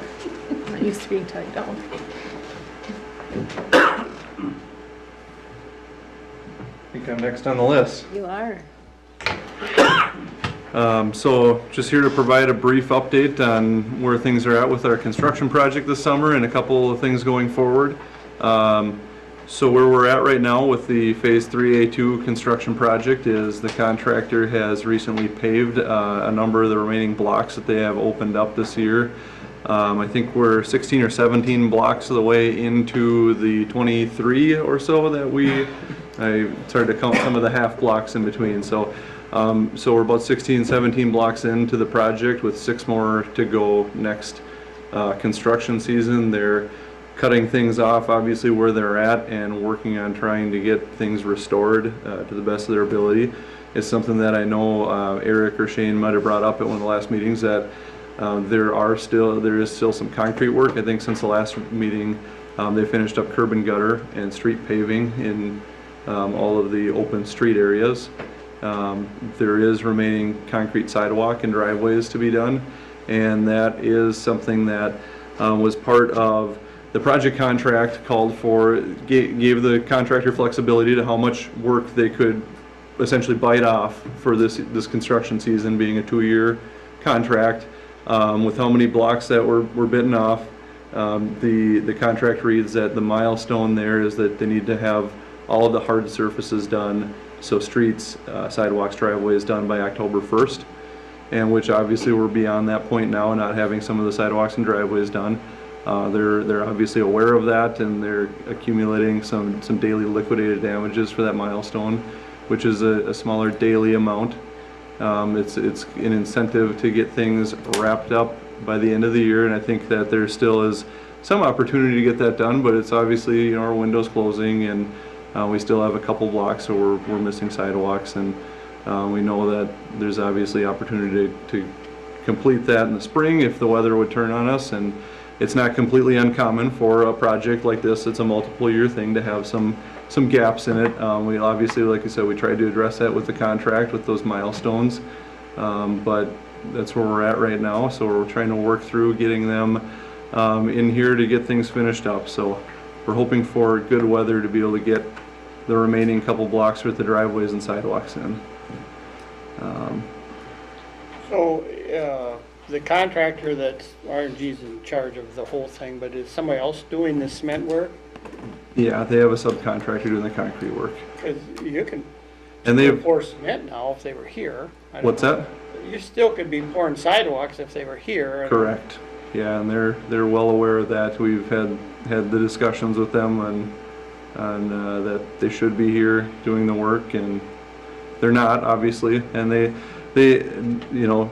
their discussion on that was that they have a few other projects that they're trying to get curbs in so that they can do the actual streets before the winter. And while we recognize that is maybe a valid point on their end, that they're still contractually held to wrapping things up here in the city of Tracy too, and getting things buttoned up. So it's something we're trying to work with them on. And RNG, the general contractor, has been calling around a number of other contractors. It's a fall season and busy, so they're not really able to find anybody else with open days right now. But they are working on calling around to see if there's anybody else that could fill in at that point. So I think it's something that, you know, the biggest issue, I guess, that I see for winter are the streets, so we're fortunate that that part of it is done. Sidewalks is another important part of it too, so. What street doesn't have the sidewalk? It'd be kind of the southwest part of the project area, so some of them on, let's see, Harvey and 7th, and part of, The church part is done. the church part is done, blocks. to the north, yeah. Yeah, they work to, they recognize the whole need for the school and church area, and they got in and got those done before school started, or right as school was starting there, so, but yeah, there are still a number of blocks. It's obviously too late for this contract, but maybe in the future, we need a little bigger tooth in it to get it done. Yeah. You know what I'm saying? The amount that you're, Liquidation damages I start saw that October 1. liquidated damages and I was like, that don't really amount. It's an odd, yeah, it's an odd amount for, and it's a calculation that is a contractual one that the rural development has a calculation for some of those different milestones on what parts of the work, so, it's an odd amount. It seems like a small amount daily right now. If it goes through the winter until spring when they're able to complete the work, it adds up though. yeah, but you know, from ISG's standpoint, how much liquidated damages are usually on contracts? Is it just because rural development puts their own dollar amount in there? The substantial completion at the tail end of the project, so the substantial completion and final completion are much larger and in more of the thousands of dollar range rather than the $100-ish range. And it's at $79 a day now? Is that what it is? I imagine, Kyle, that the tougher the stipulations you put into the original contract and specs, the less chance you have of getting favorable bids. I mean, is it Correct, there's kind of something to be said about balance that. And every city and every area, they functions a little bit different and have different tolerances or different levels of leniency to that too. It's not, like I said, it's not uncommon for, if this were the case, there might be no liquidated damages to a contractor. It's just part of construction that there are parts in between, so. I could understand if it was a real wet Right. year or something, but they probably have had one of the driest years to be able to get this project done. And if it's a subcontractor, that's their problem. It is, agreed. And I'm sorry, to put gravel in driveways and sidewalks, I would not be happy. I mean, you're expecting people to do snow removal and everything, and they don't even have the cement in their driveways or the sidewalks. I mean, Although that's exactly what happened on the 3rd Street project 2 years ago. My memory serves me correct. I mean, it wasn't a very good outcome that year either. That was a different contractor. I was just gonna say, different contractor, and I do think we had a lot of rain that year. We did. And knowing that was an issue, that was one of the milestones that instead of having a November one, like I was talking with Eric earlier, it's not uncommon to be able to get concrete work done through Halloween and through this time of year. So I think in past contracts, even it was a November 1st milestone, where now we backed it up to October 1 to hopefully avoid that. We're still here, I guess. So, like I said, we're fortunate that I guess all of our streets are paved. That's the biggest thing, clearing snow and driving. Obviously, it's still not a great thing with the driveways, so we're still pressing the contractor to get in here and get things completed. Do all the alleys have the ones that have the concrete, do they all have the gravel behind it now? So is that all done? No. There's alleys, if you would come to that end of the alley and not know there's a drop. Kind of like ours? Yeah, but ours is better now, but Now it is, yeah. the one they're going like going to the church, you know, the alley behind like Behind the church? Elf's and where you come out to the alley of the church, I mean, that's got a nasty drop off, and even the one going out of the church, that at least has a pile, so you know not to go. I mean, you're gonna run into a pile of dirt, but where there's not a pile, it would be dangerous at night. I'm surprised behind our houses that someone Somebody didn't didn't do fall in. that. Well, I know. is there something you as the lead could get them at least to put gravel in to? Oh, yeah, that's, mean, are you we want to still- make sure that if there are issues like that, don't be afraid to let us know. We want to make You sure must be that able those to aren't see that. a safety issue, and Don't you check what the project's going on? I mean, don't you check how they're doing? we do. I mean, some of that I'm trying to decide, is it related to they were digging it out, preparing to put concrete in, or is it something that's been left there for too long? Tell you. Okay. I mean, the one behind our house was there a long A time. long time. In fact, I almost did it with my little scooter thing. I came home from a council meeting. I'm like, oh, look, we got a driveway. I'll take that way into the house. And it was like, holy jeepers. I would have had to tell a tow truck to get out of there.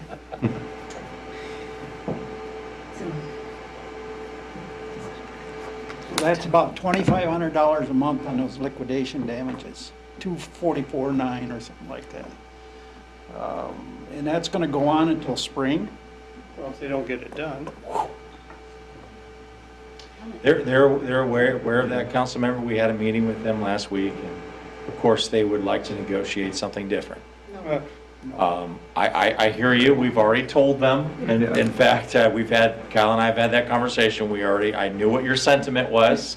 We've already told them, because they asked the question, how long does it continue? And I said, it continues until you finish the milestone 1, which includes all the flat services. But I'm just making you aware of what's been happening behind the scenes. And so we want to hold their feet to the fire, that's for sure.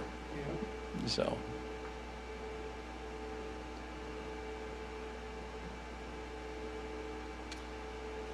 Any Good other luck. questions? Yeah, thank you.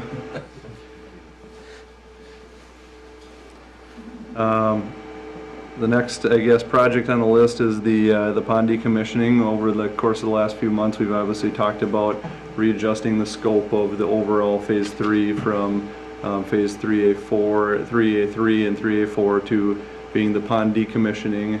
And then following that, looking at reconstruction on Center Street, partnership with the county. The pond decommissioning, we've been working with the PCA and USDA RD on the agreement part of things, and also with local landowners. City staff has been helping take the lead on getting a hold of some of the different landowners in the area about some of the land application part of that. So we have that incorporated in the plans now, and we're at a point where we're looking for final approval from RD and from the MPCA to be able to bid that work. So the goal being that project will be bid here in the near future, in the next month or so. My thought, or 2 I should say. It's obviously the bidding process is almost a month-long process in itself. So we're looking for, there's going to be a little bit of review time now with the MPCA. Following their approval, it's going to be bid, and then once that project is bid and we know where those prices are at, we can take the Center Street project and determine what kind of funds are left in this overall Phase 3 contract, and what we have left for Center Street and the county portion of the work, or the reconstruction that's going on with the county portion, and is there any room to expand that off and to one side or the other, or to take on a little bit of extra work there. So that's where we're at with those projects right now. I know we've talked a little bit. We did meet with Lyon County and walked Center Street and took a look at a few things that we thought were notable items, such as sidewalk connectivity. There's a few gaps in sidewalks along it, and drainage and things like that. So we got a good field walk with the county to talk through that part of it, and then we will see where bids come in with the decommissioning to see what kind of scope we can add to Center Street, at least between 14 and South Street. So Kyle, what's your target date for having the bid opening on the pond decommissioning? We're dependent on that review from USDA and from MPCA right now. I would like to say that it'd be by end of year. Yeah, it'd be nice to get that cloud Mm-hmm. off of our... Right. Yeah, and the question was, are we still is there an issue with the MPCA? And obviously, we've been working with them, and they understand that the city is taking steps to get this project completed. It's not something I think their biggest concern is that new ponds are built and online, the old ones just sit and don't actually, nothing ever happens with them, so they understand that we're taking steps toward that. With the county street there, pay attention to that corner of State and Center Street. They supposedly were fixing that when they did State Street. I mean, that has been a pond there with the littlest bit of water forever, but it's like it just keeps getting pushed to the side. Whichever streets get done, it doesn't fix it. Mhm. So this one should fix it, is what I'm saying. That's what you're saying. It was discussed. Got it. Yeah. There is a discussion on bringing some additional storm sewer. There are not many catch basins or storm drains along that whole stretch of Center Street. There's a little bit at the very north end and a little bit at the south. We're talking about trying to bring it up an extra block or two there from the south end towards State, and then along with that, with all the water that runs along Center, we're looking at having the concrete valley gutter type situation that crosses across an intersection to help provide a good flat drainage surface so water doesn't get stuck at an intersection. It can continue on to that next storm drain. So, Because I'm yeah. sure the city crew is tired of trying to fill those Yeah, it doesn't help for, craters right. there a couple times a year because Yeah. it just, Well, Jerry, I'll second your motion because I Isn't that the in one of those You're- craters. you're not the only one that's gotten hurt on We- those, so, It's on the top of the list. okay. If you need a testimonial. All right. I didn't mention any names. Yeah, I know. Beyond that, I don't know if I have any other updates. Are there any other questions or anything else around town or on those projects? I'm assuming the sod's gonna wait till next spring?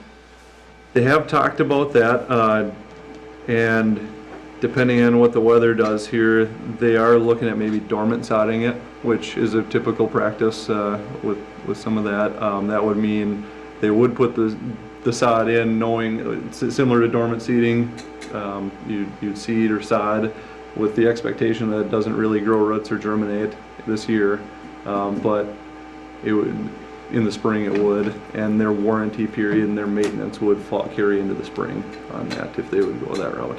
Plus, we get a nice snow cover on it. Right. Mm-hmm. Providing it snows.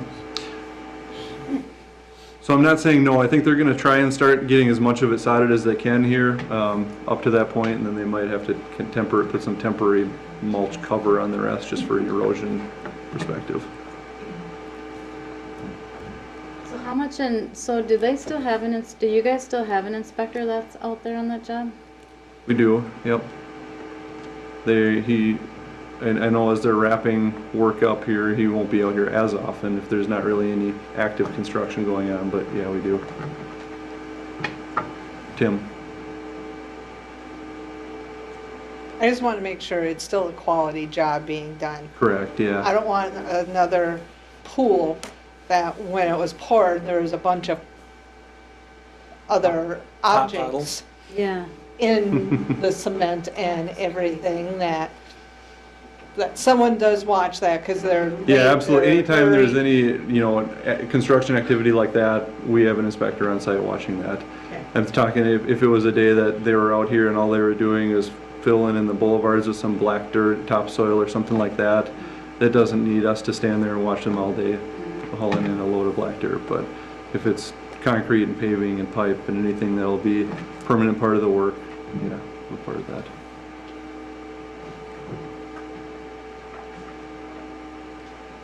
Okay, anybody else have any questions for Kyle then?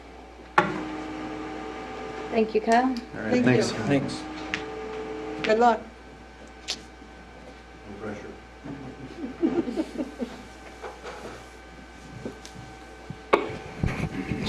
Okay, with that, we adjourn this regular meeting, right? Open Well, we're just closing. We're just close the regular meeting because if we adjourn, then we're adjourned. So it would, just close this. and yeah, then- we just close the regular meeting and open the closed meeting. Okay, And then we'll shut the camera off, and then we'll have to have Jeff take folks out into the hallway while we do the closed meeting.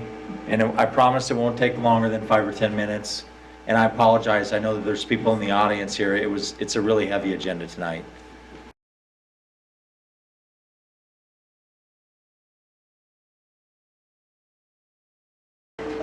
Motion to open the regular session again. Second. all those in favor? Aye. Opposed? Motion carries. Okay, Okay, Mayor, we only have 11 resolutions left. The first one is regarding a sole source exception authorizing the city administrator to enter an agreement with ISG for the Central Park Master Plan. So there are some citizens who've been waiting patiently here tonight, and I'm gonna set this up a little bit. I know that they're going to want to talk to you. You had created a park committee, and that park committee has been meeting for some time. They did a review of all the parks. There's been a lot of really wide-ranging discussion about what was important, what do we want to see, you know, the kinds of things that are important to them. I don't want to steal too much of their thunder, but there's a couple things that they have decided. One is that they really felt like they needed to focus in on something because, you know, we have a lot of parks in town, and you can't do them all. We don't have an unlimited amount of money. But the idea of focusing in on something made sense. And they have made the decision that they would like to focus in on Central Park. There's already, you know, some work planned there with some new playground equipment. We're trying to get a grant for that, as you know. After a lot of kind of wide-ranging discussion, the committee said, you know, it's really kind of hard for us to decide what it is that we need without knowing what a plan would look like. There was a lot of discussion about the tennis courts and what do you do with that? How do you create a focal point of the park? Do we restore some of the historical elements of the park that were there years ago? Where do you put playground equipment? What do you do with the band shell? You know, and a whole variety of, you know, kinds of questions. And the feeling was, well, we really need to have a plan to do that. And we said, okay, well, we can help you with that. So we kind of went and we asked ISG, our engineer, for a proposal. Because an ISG has a landscaping architect division. They do nothing but just all kinds of parks and all kinds of recreational facilities and everything all over the country. And so we asked them for a proposal, and we brought it back to the park committee and had them kind of review it. And we asked them to review it, and the park committee voted unanimously to suggest to you that we enter an agreement for this. This creates a couple of issues. One is your policy says that anytime you have anything over $5,000 that you have to have a quote. In order to meet the timeline of getting this completed before a grant request in March through the Department of Natural Resources for park equipment, which we would want to have happen, we would need to start right away.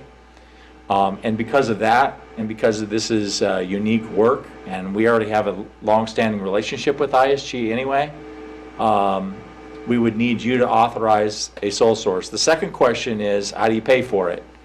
There is a budget amendment a little bit later. Actually, it's the second item. And we could do these, items kind of together, because to a certain extent it's related, that allows us to pay for the Central Park Master Plan, which essentially there's two potential sources. One of them is some potential for some work, some in-kind work that ISG might be able to do. And the other one is that we received about $11,000 from FEMA from the flood from a couple of years ago that was unexpected this year. And so we have the financial resources in order to do this. There's several advantages of why we would want to do this right now. One is we think that it really puts us in a good position for future grants. A small community like ours, we don't have the resources of some of these big communities, and they have planners and architects on staff, and they can create nice, pretty pictures. We just don't have that. And so we think that one of the reasons why we lost out on some of that money is because we didn't bring some of that professional expertise to bear. And so we think that this is an investment in future grants. And we think it's important to also honor, when you put together a citizen committee, you listen to them. And ultimately, this is their request. And so what I would ask, Mayor, because I know that a couple of them are here tonight, is for them to come and talk about it. And Seth is also on this committee, and he could talk about it. That's kind of the big picture and setup. But if it's all right, I think it might make sense for you to hear from them, and then give you an opportunity to ask questions. Absolutely. So with that, that's kind of the big picture on this. So, Park Committee, You guys want to come up? Rhonda and Connie are here.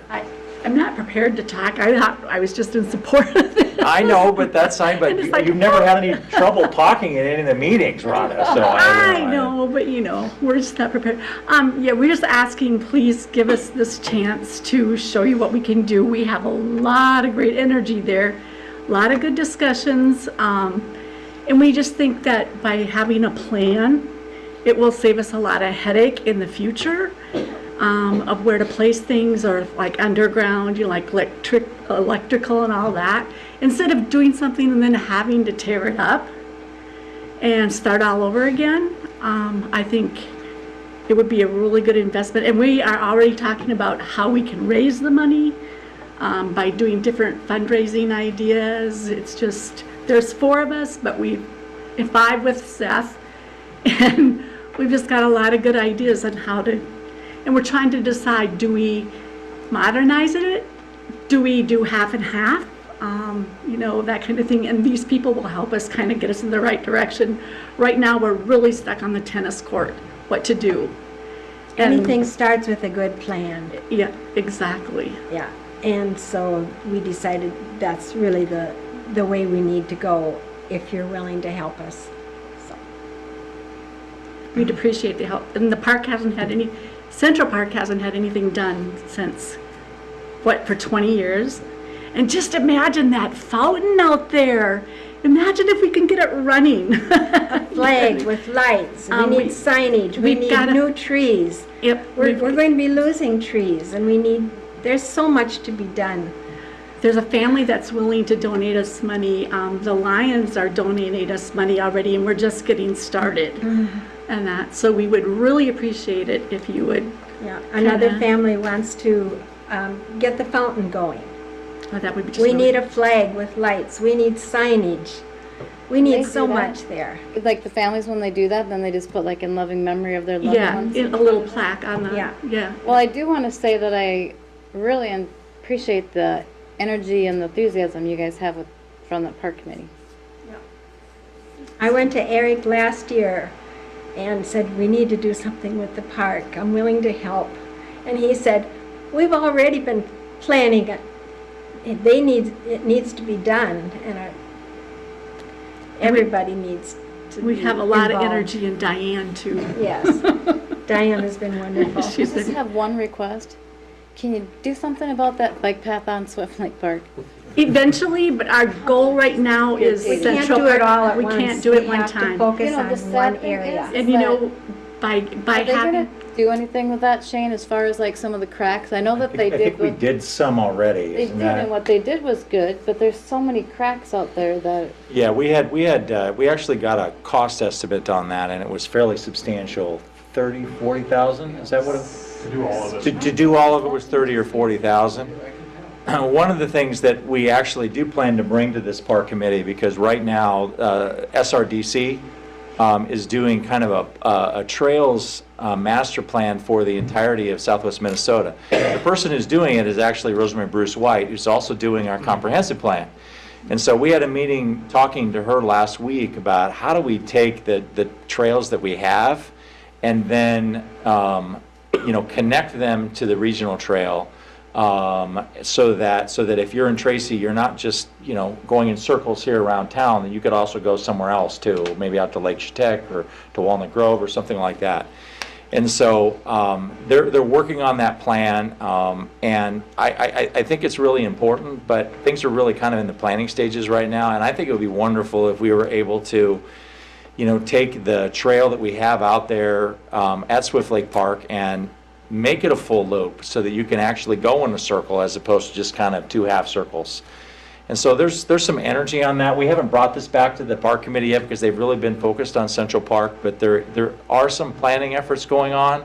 And I've had some discussions with we have a Tracy Active Living Plan as well that looks at that. And I've had some discussions with SHIP as well as SRDC, who's going to go after a national grant for this COVID money, the ARPA money for some trails. And so there's a little bit of energy on that at the moment, but nothing that we can bring back to you yet. But I promise you it's on our radar, is what I'm getting I at. don't mean to take away from your Central Park, but it's just aggravating when you're out there. It's because It is aggravating, I hear you. deteriorating and deteriorating and When deteriorating. we met, It becomes a funding issue, because the focus from the city council has been on the streets, and so that's where we've been spending the money on maintenance is on the streets. So if it's not currently in the plan for 2022, other than just kind of smaller maintenance, but we could have that discussion in the future, because we've been focusing on the streets, and it's just one of those things where you can't do it all right now. But I hear you. You have to pick your priorities. Yes. and that's what And we it's not did. that you can't multitask down the road. Right. It's just right now your Yes. priority is. We have the lists Central on Park. every park. Because we visited every park and we took a look at the needs at every park. And then we sat down and said, well, we asked each person, which park do you want to start with first? And the consensus was Central Park. And by having a plan, it kind of gives us a better shot at the grants and stuff that are out there, because it shows that we mean what we're after, so. Well, because we invest in Right. getting a plan put together, we're definitely We're gonna go invested in- move forward and Yes. stuff like that. And something like a beautiful park is going to be one of the focuses of people wanting to move to our town. That's one thing that people really want, is that we've got this nice swimming pool in that park. And we do have equipment in quite a few different areas, but we really need something better in our major central park. Can you imagine having a sidewalk all the way around and walking around the park? Seth, what, I guess I'm in favor of parks. I love parks. I love Swift Lake Park, but 2 weeks ago, all I heard was, we cannot use taxpayer money. Correct? We can't use taxpayer I money. don't know But why. this isn't. Huh? We're not right now. Okay, that's all I want to know. Right now, we're using the FEMA. Yeah, the FEMA proposal, No which tax. is the second budget amendment, is that essentially this would be FEMA money that was unexpected, they would pay for this. Or, as we've talked about previously, potentially some in-kind, work I was as just gonna well. say, because we did approve spending some city money when we were Yes. putting the new playground equipment. Yep, So we haven't said we would not spend city money at all on improving the parks. Ron, I hoping hear when- you. Ron, I hear you when you talk about the cost of the plan. And I swallowed hard too when I saw the 11,000. But I do believe, I agree with Eric's assessment. This is one of those cases where we're gonna need to invest the money to reap more, get more money in. Val, I guess what sold me was when we were at the last park board meeting, Val, who wrote our last grant application for the playground equipment, said she thought this would greatly improve our chances of getting that playground grant this time around. I think we probably weren't organized enough. So I support this concept. Anytime you can, like Connie said, I think good-looking parks with amenities in them are a selling point for attracting new people to town. They're a benefit for people who live here now.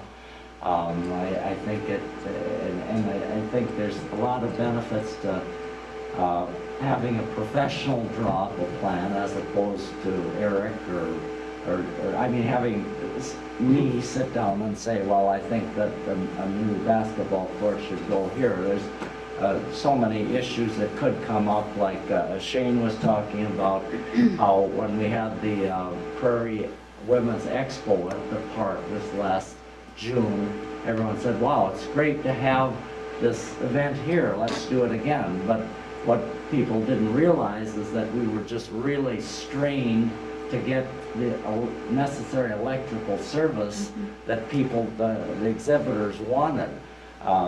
You know, so a plan can outline where that stuff goes. Where should we put the extra parking? You know, where should the playground equipment go? Just a whole host of things.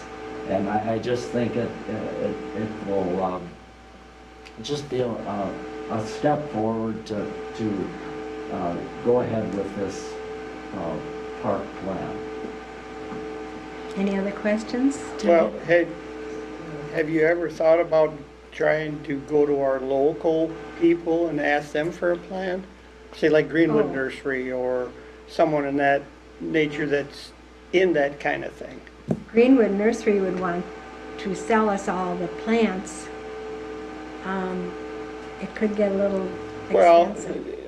I don't know if they've got the I was gonna expertise say- for the. Not a park. 5-acre thing. Not, yeah, The playground the park is like Yeah. 5 acres. They I didn't would mean have the- plans, just put together a plan, like whoever you're gonna get to put together a plan, say, we just I want a plan. suppose it's a possibility. Yeah.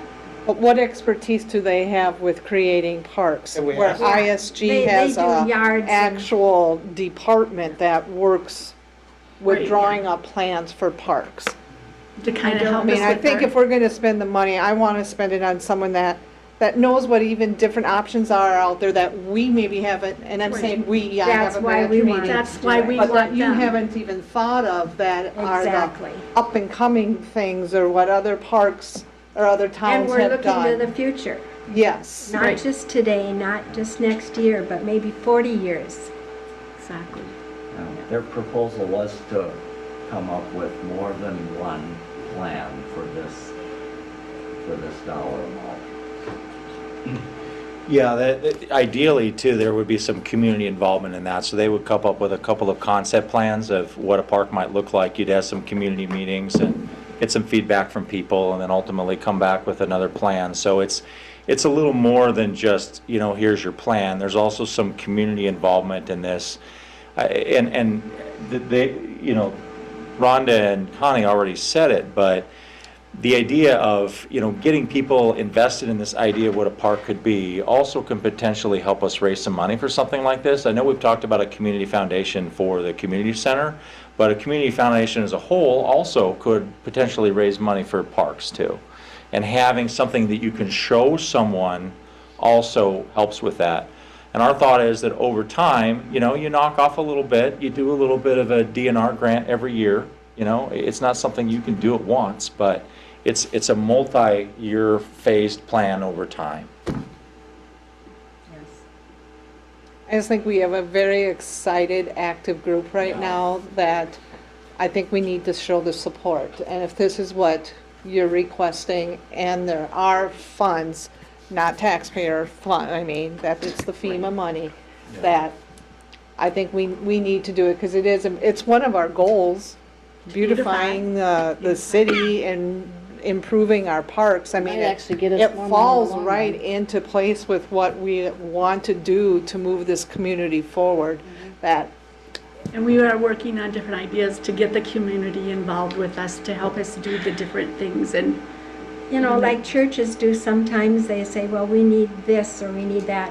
Maybe somebody would be interested in donating for a flagpole and lights. Maybe somebody is more interested in contributing toward the playground. There's a lot of ideas that we could, or like the fountain, there's a family that will Yeah. contribute to we've the fountain. already got that, so. You know, I think, since we're only on the first resolution, I will make a motion to approve Resolution 2021-94 for sole source exemption authorizing the city administrator to enter into an agreement with ISG for the Central Park Master Plan. I'll second it.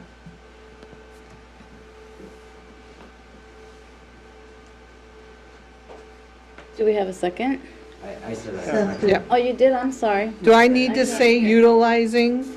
I don't have the No, resolution. you're okay, because it's in the next one is the budget Okay, amendment, it'll be I there. know I read it, the FEMA thing somewhere, It's because in otherwise I this, wouldn't it's in, have had it's in that. the next resolution. Because it wouldn't have been in my mind otherwise. Any further discussion? Roll call, please. Howe, Aye. Teigs, Aye. Koopman, Aye. Landike, Aye. Jones, Aye. Schmidt, Aye. Mayor Corman. Aye. Thank you very much. Thank Thank you. you Guys, for your guys. work. We appreciate your work and your excitement. The next item, Mayor, is the budget amendment that's related to this item, as well as a few other things, and Chris is going to go over that.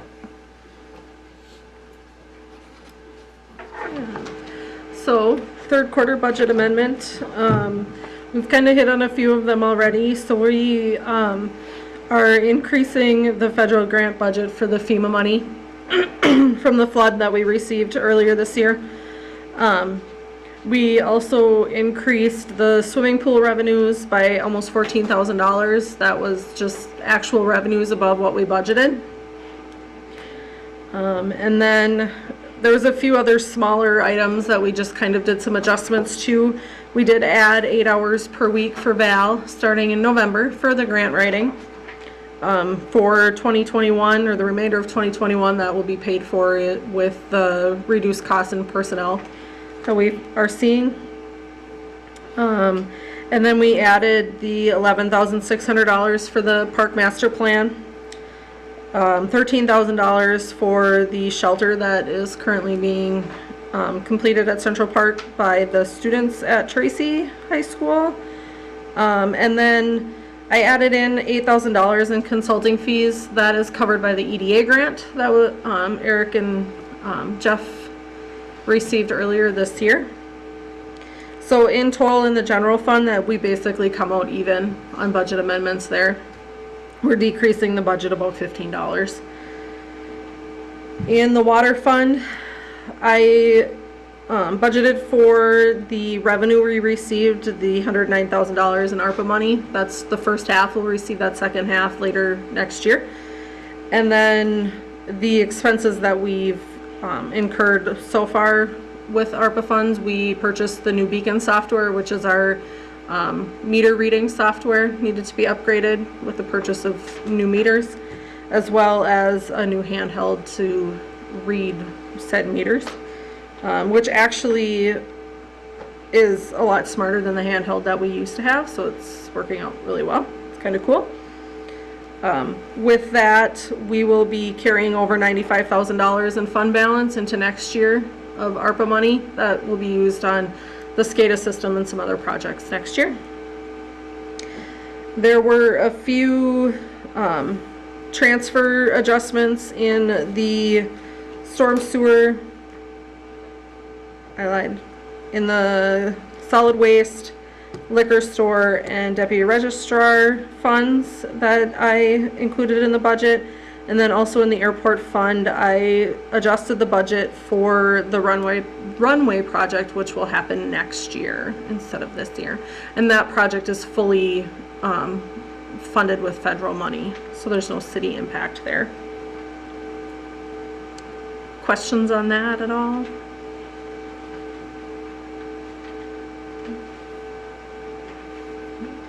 Pretty straightforward. Presented like an accountant. I should say. I'm learning the numbers a lot more every day. Like, a little more comfortable with everything. I would make a motion that we adopt resolution 2021-92.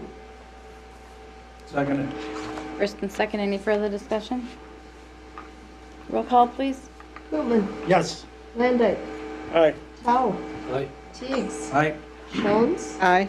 Schmidt, Yes. Mayor Corman. Aye. The next item, Mayor, is related to the community center, and that has to do with, building a new community center.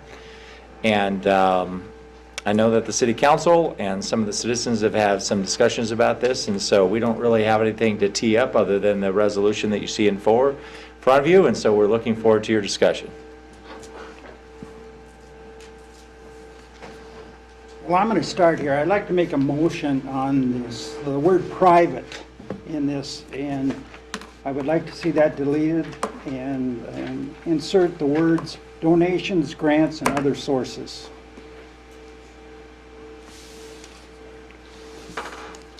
I know this, we kicked around quite a bit at the meeting and everything, the exact wording. Well, as I read the minutes from our last meeting, it said in there, will be raised through donation, fundraising, grants, and other sources. That's in the minutes.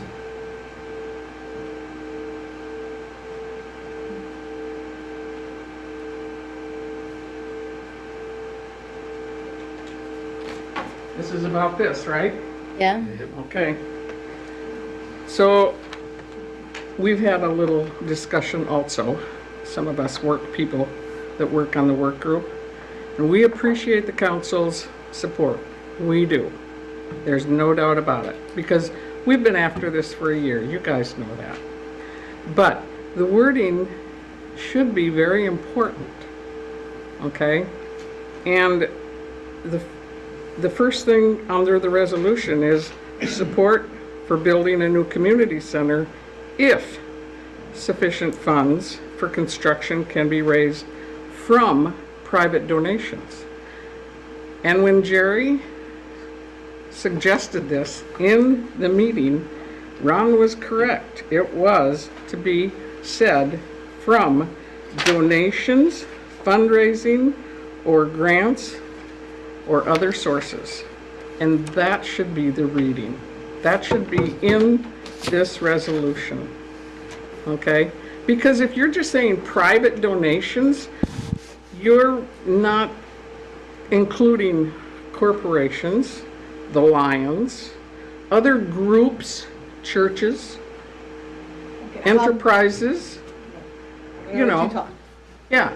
And we want it inclusive of everybody. And so your and Audrey's recommendation for the wording, donations, fundraising, or grants, or other sources, was specific.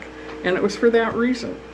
And actually, to tell you the truth, I'd really like this resolution tabled until the resolution can be brought to the work group on November 2nd, and we can all see it again and get the wording exactly right that we want to have the council pass. Because That's we're not what a supposed to be resolution all, is, Shirley. we're supposed to all be a group, okay? And the resolution should say what we really want it to say for the council to pass it. Thank you. That's my thoughts, okay? And the other people here from the work group and Audrey are thinking the same thing. I think where we're splitting hairs, this is my opinion, we were all at the same meeting, and I remember exactly the discussion that Shirley said, but I think where we're splitting hairs is at, because we did this at the meeting too, we're trying to figure out what the right verbiage was. And I just want to make sure that the part that's understood is maybe the word is not the private part, but that it's not more taxpayer money than what the city has already said, the 139,000 or whatever. That it's other sources, but not more taxpayer money. I mean, because that was part of our discussion, we just weren't sure how to do the verbiage. Well, true. I thought we had the verbiage worked out. Yeah, but It others- just didn't get put on this piece of paper. But the other sources, I'm still not sure if that says that taxpayer money is not one of those other sources. Can we just, like, drop the whole private word and just put donations? What I would suggest is that private funds is certainly inclusive of churches, individuals, corporations, and everything else. What this resolution is designed to do is say, first of all, that the city is committing $139,000 to this project. Second of all, that it expects the balance of the funds for a community center to be raised either from sources of non-taxpayers' dollars that include private donations, which includes things like lions and churches and everything else, and grants. You could say, you could, if you wanted to, and if you wanted to change the language to other sources, you could change line 2 to read, the city council renews its commitment of a maximum of $139,000 in city funds. And that would send a pretty clear message. And even if you change the wording on the other things, I think that may do it. So that's an option for you. I do believe that if you use the word other sources, that could be construed to be including of other taxpayers' dollars. And that what I hear the concern from the majority of the council is they do not want other funds to be construed as taxpayer dollars. That's what the concern is, and that's why that is not in this resolution. I honestly do not So like the can word we- other sources. Can we do what But- you recommended? Just take out the word private, where we say if sufficient funds Sure. can be raised. Yeah. Put in the commitment of a max of 139 in number 2. Yeah, you could do that. My And- only little, Go ahead.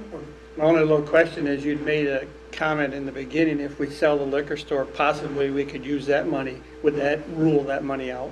No, I don't think so. I mean, I think you can always come back with another action that, We amends can this. redo our Absolutely. resolutions. I'm Yeah. just asking, I don't know this. Yeah, Yeah, you can we can redo. redo our resolutions. I wanna. Very unpopular if we would take it away, but to give more. I don't think giving more is, you always have the flexibility to add things later.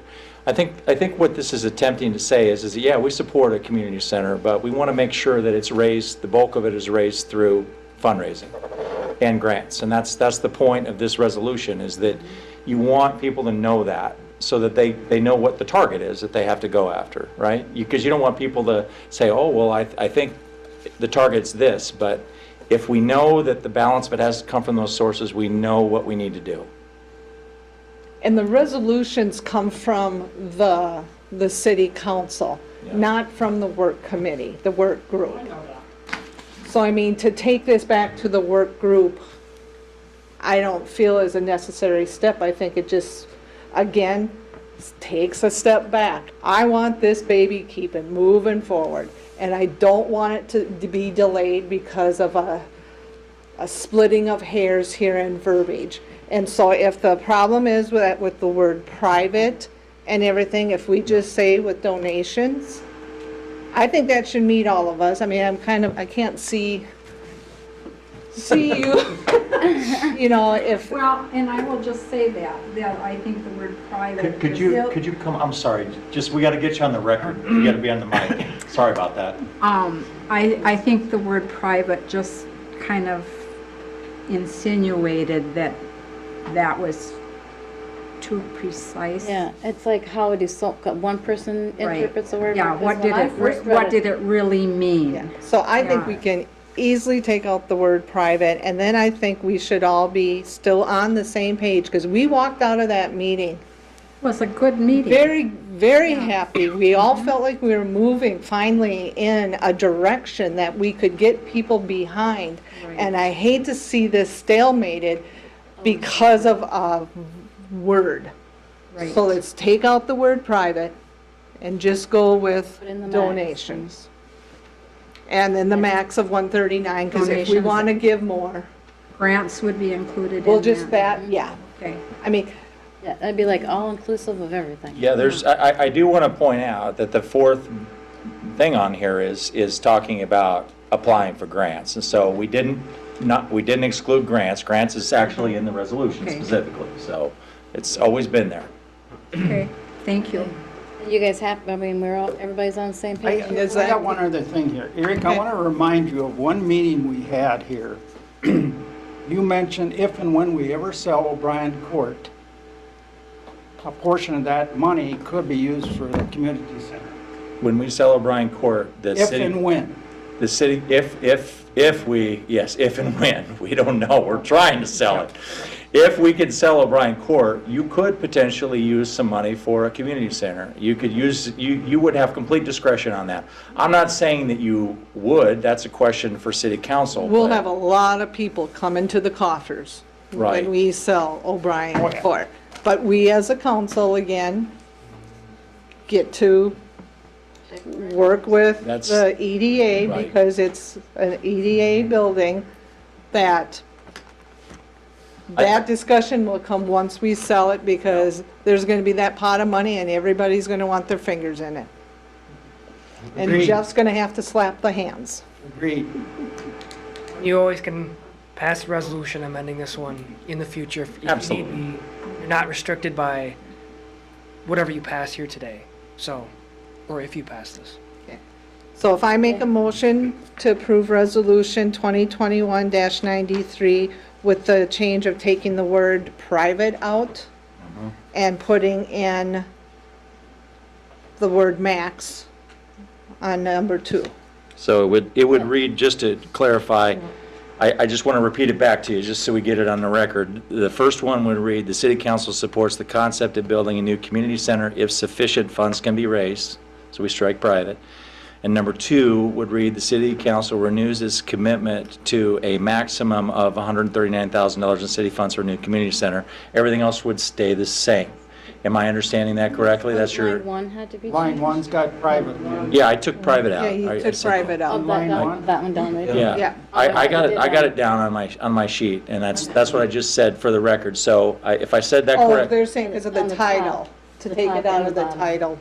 all right, we can take private out of the title too, yeah. If that's, is that part of your motion as Yes, well? yes. Be raised or from donations Yep, is just what it take would the say. word private, Yep, wherever no- it's No at. problem, No problem. no problem. We can do that. Yep. Okay. So I'll make that motion. I'll second it. First and second, any further discussion?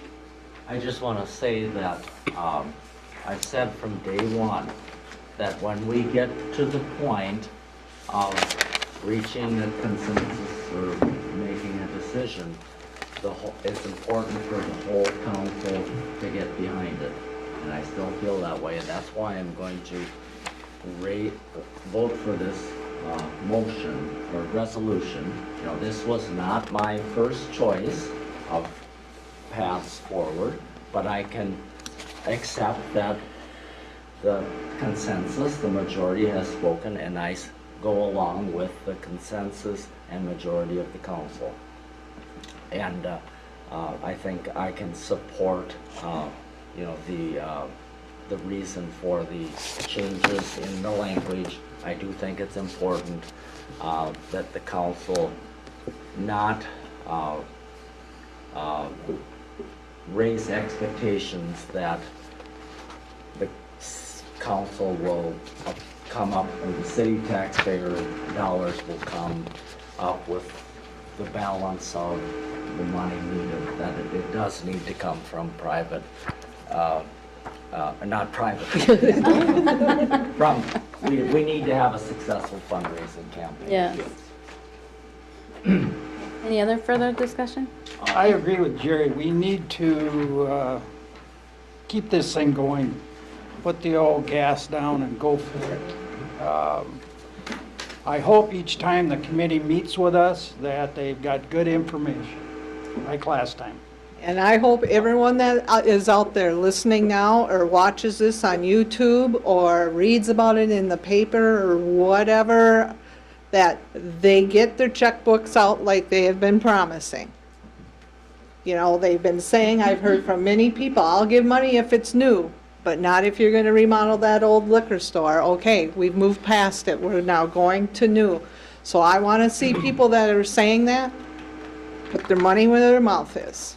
Because that's the only way we're gonna get this built, is if people step up and now support it. We're meeting on the 2nd with Southwest. Right.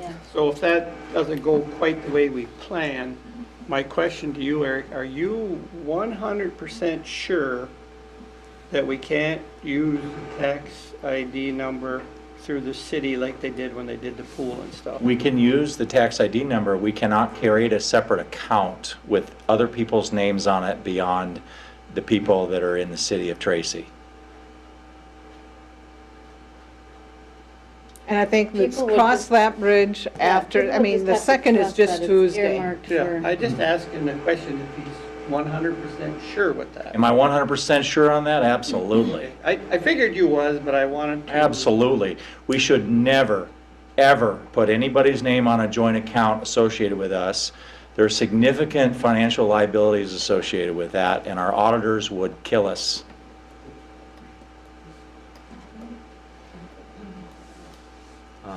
Mayor, I'd like to also make the point that in passing this resolution, it does, we have not decided on what type of building would be built. I mean, a 3,500 square foot building was that figure was thrown out at the meeting last week, but I think there needs to be a lot of discussion to really get to the point of saying, these are all the features that we want in this building, and this is the size that it's going to end up.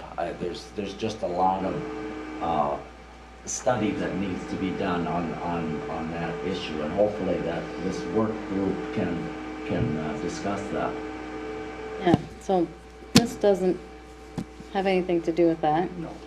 But No. I will say that I was very pleased with how our work group session went the last time, and I do think that we're on a roll. So I think this will get done. So with that, is there any more discussion? Do we have to vote? Oh, yeah. Okay, roll call, please. Teigs. Aye. Shones. Aye. Landay. Aye. Gutman. Yes. Schmidt. Yes. Tao. Mayor Corman. Aye. Thank you, council. I particularly appreciate the fact that this was unanimous and you all worked out how this language is going to work. I thought it was fantastic. The next item is fairly perfunctory. It's just approving the contract. This is not even approving contracts. This is just the contract itself. And so with that, we do this every year. So with that, I'll throw it to you.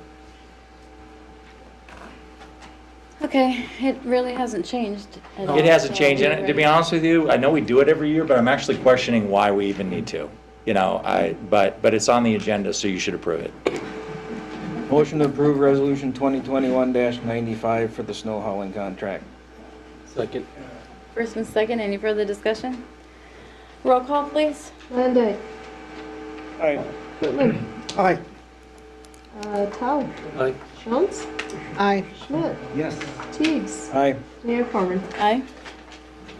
The next item is authorizing ordering of capital equipment. We talked about this a little bit early with the police cars, but basically this allows us to start to the ordering process of the Terex equipment, some fire equipment, and the police cars. This allows us to get at them at this year's prices because they're going up, as well as get them in a timely fashion because it's going to take a long time. So this doesn't mean we're going to spend the money. We won't spend the money until next year, and that won't be part of the budget process, but allows us to put out the purchase order to get them ordered. Okay, makes perfect sense. Does anybody have any questions with that? Eric, what price do we have on the squad car now? On the what? Squad car? It was like $38,000, I think is what it was. That's just for the car itself. That's the state bid price, and so that's going to come on the state bid.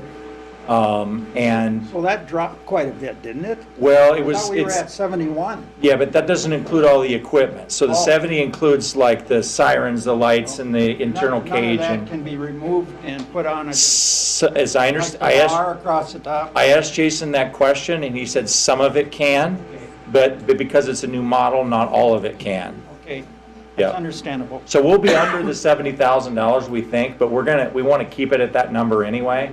If we don't spend the $70,000, that'll stay in the capital fund and we'll spend it on another project in the future. Sounds good.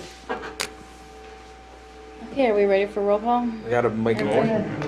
I'll make that.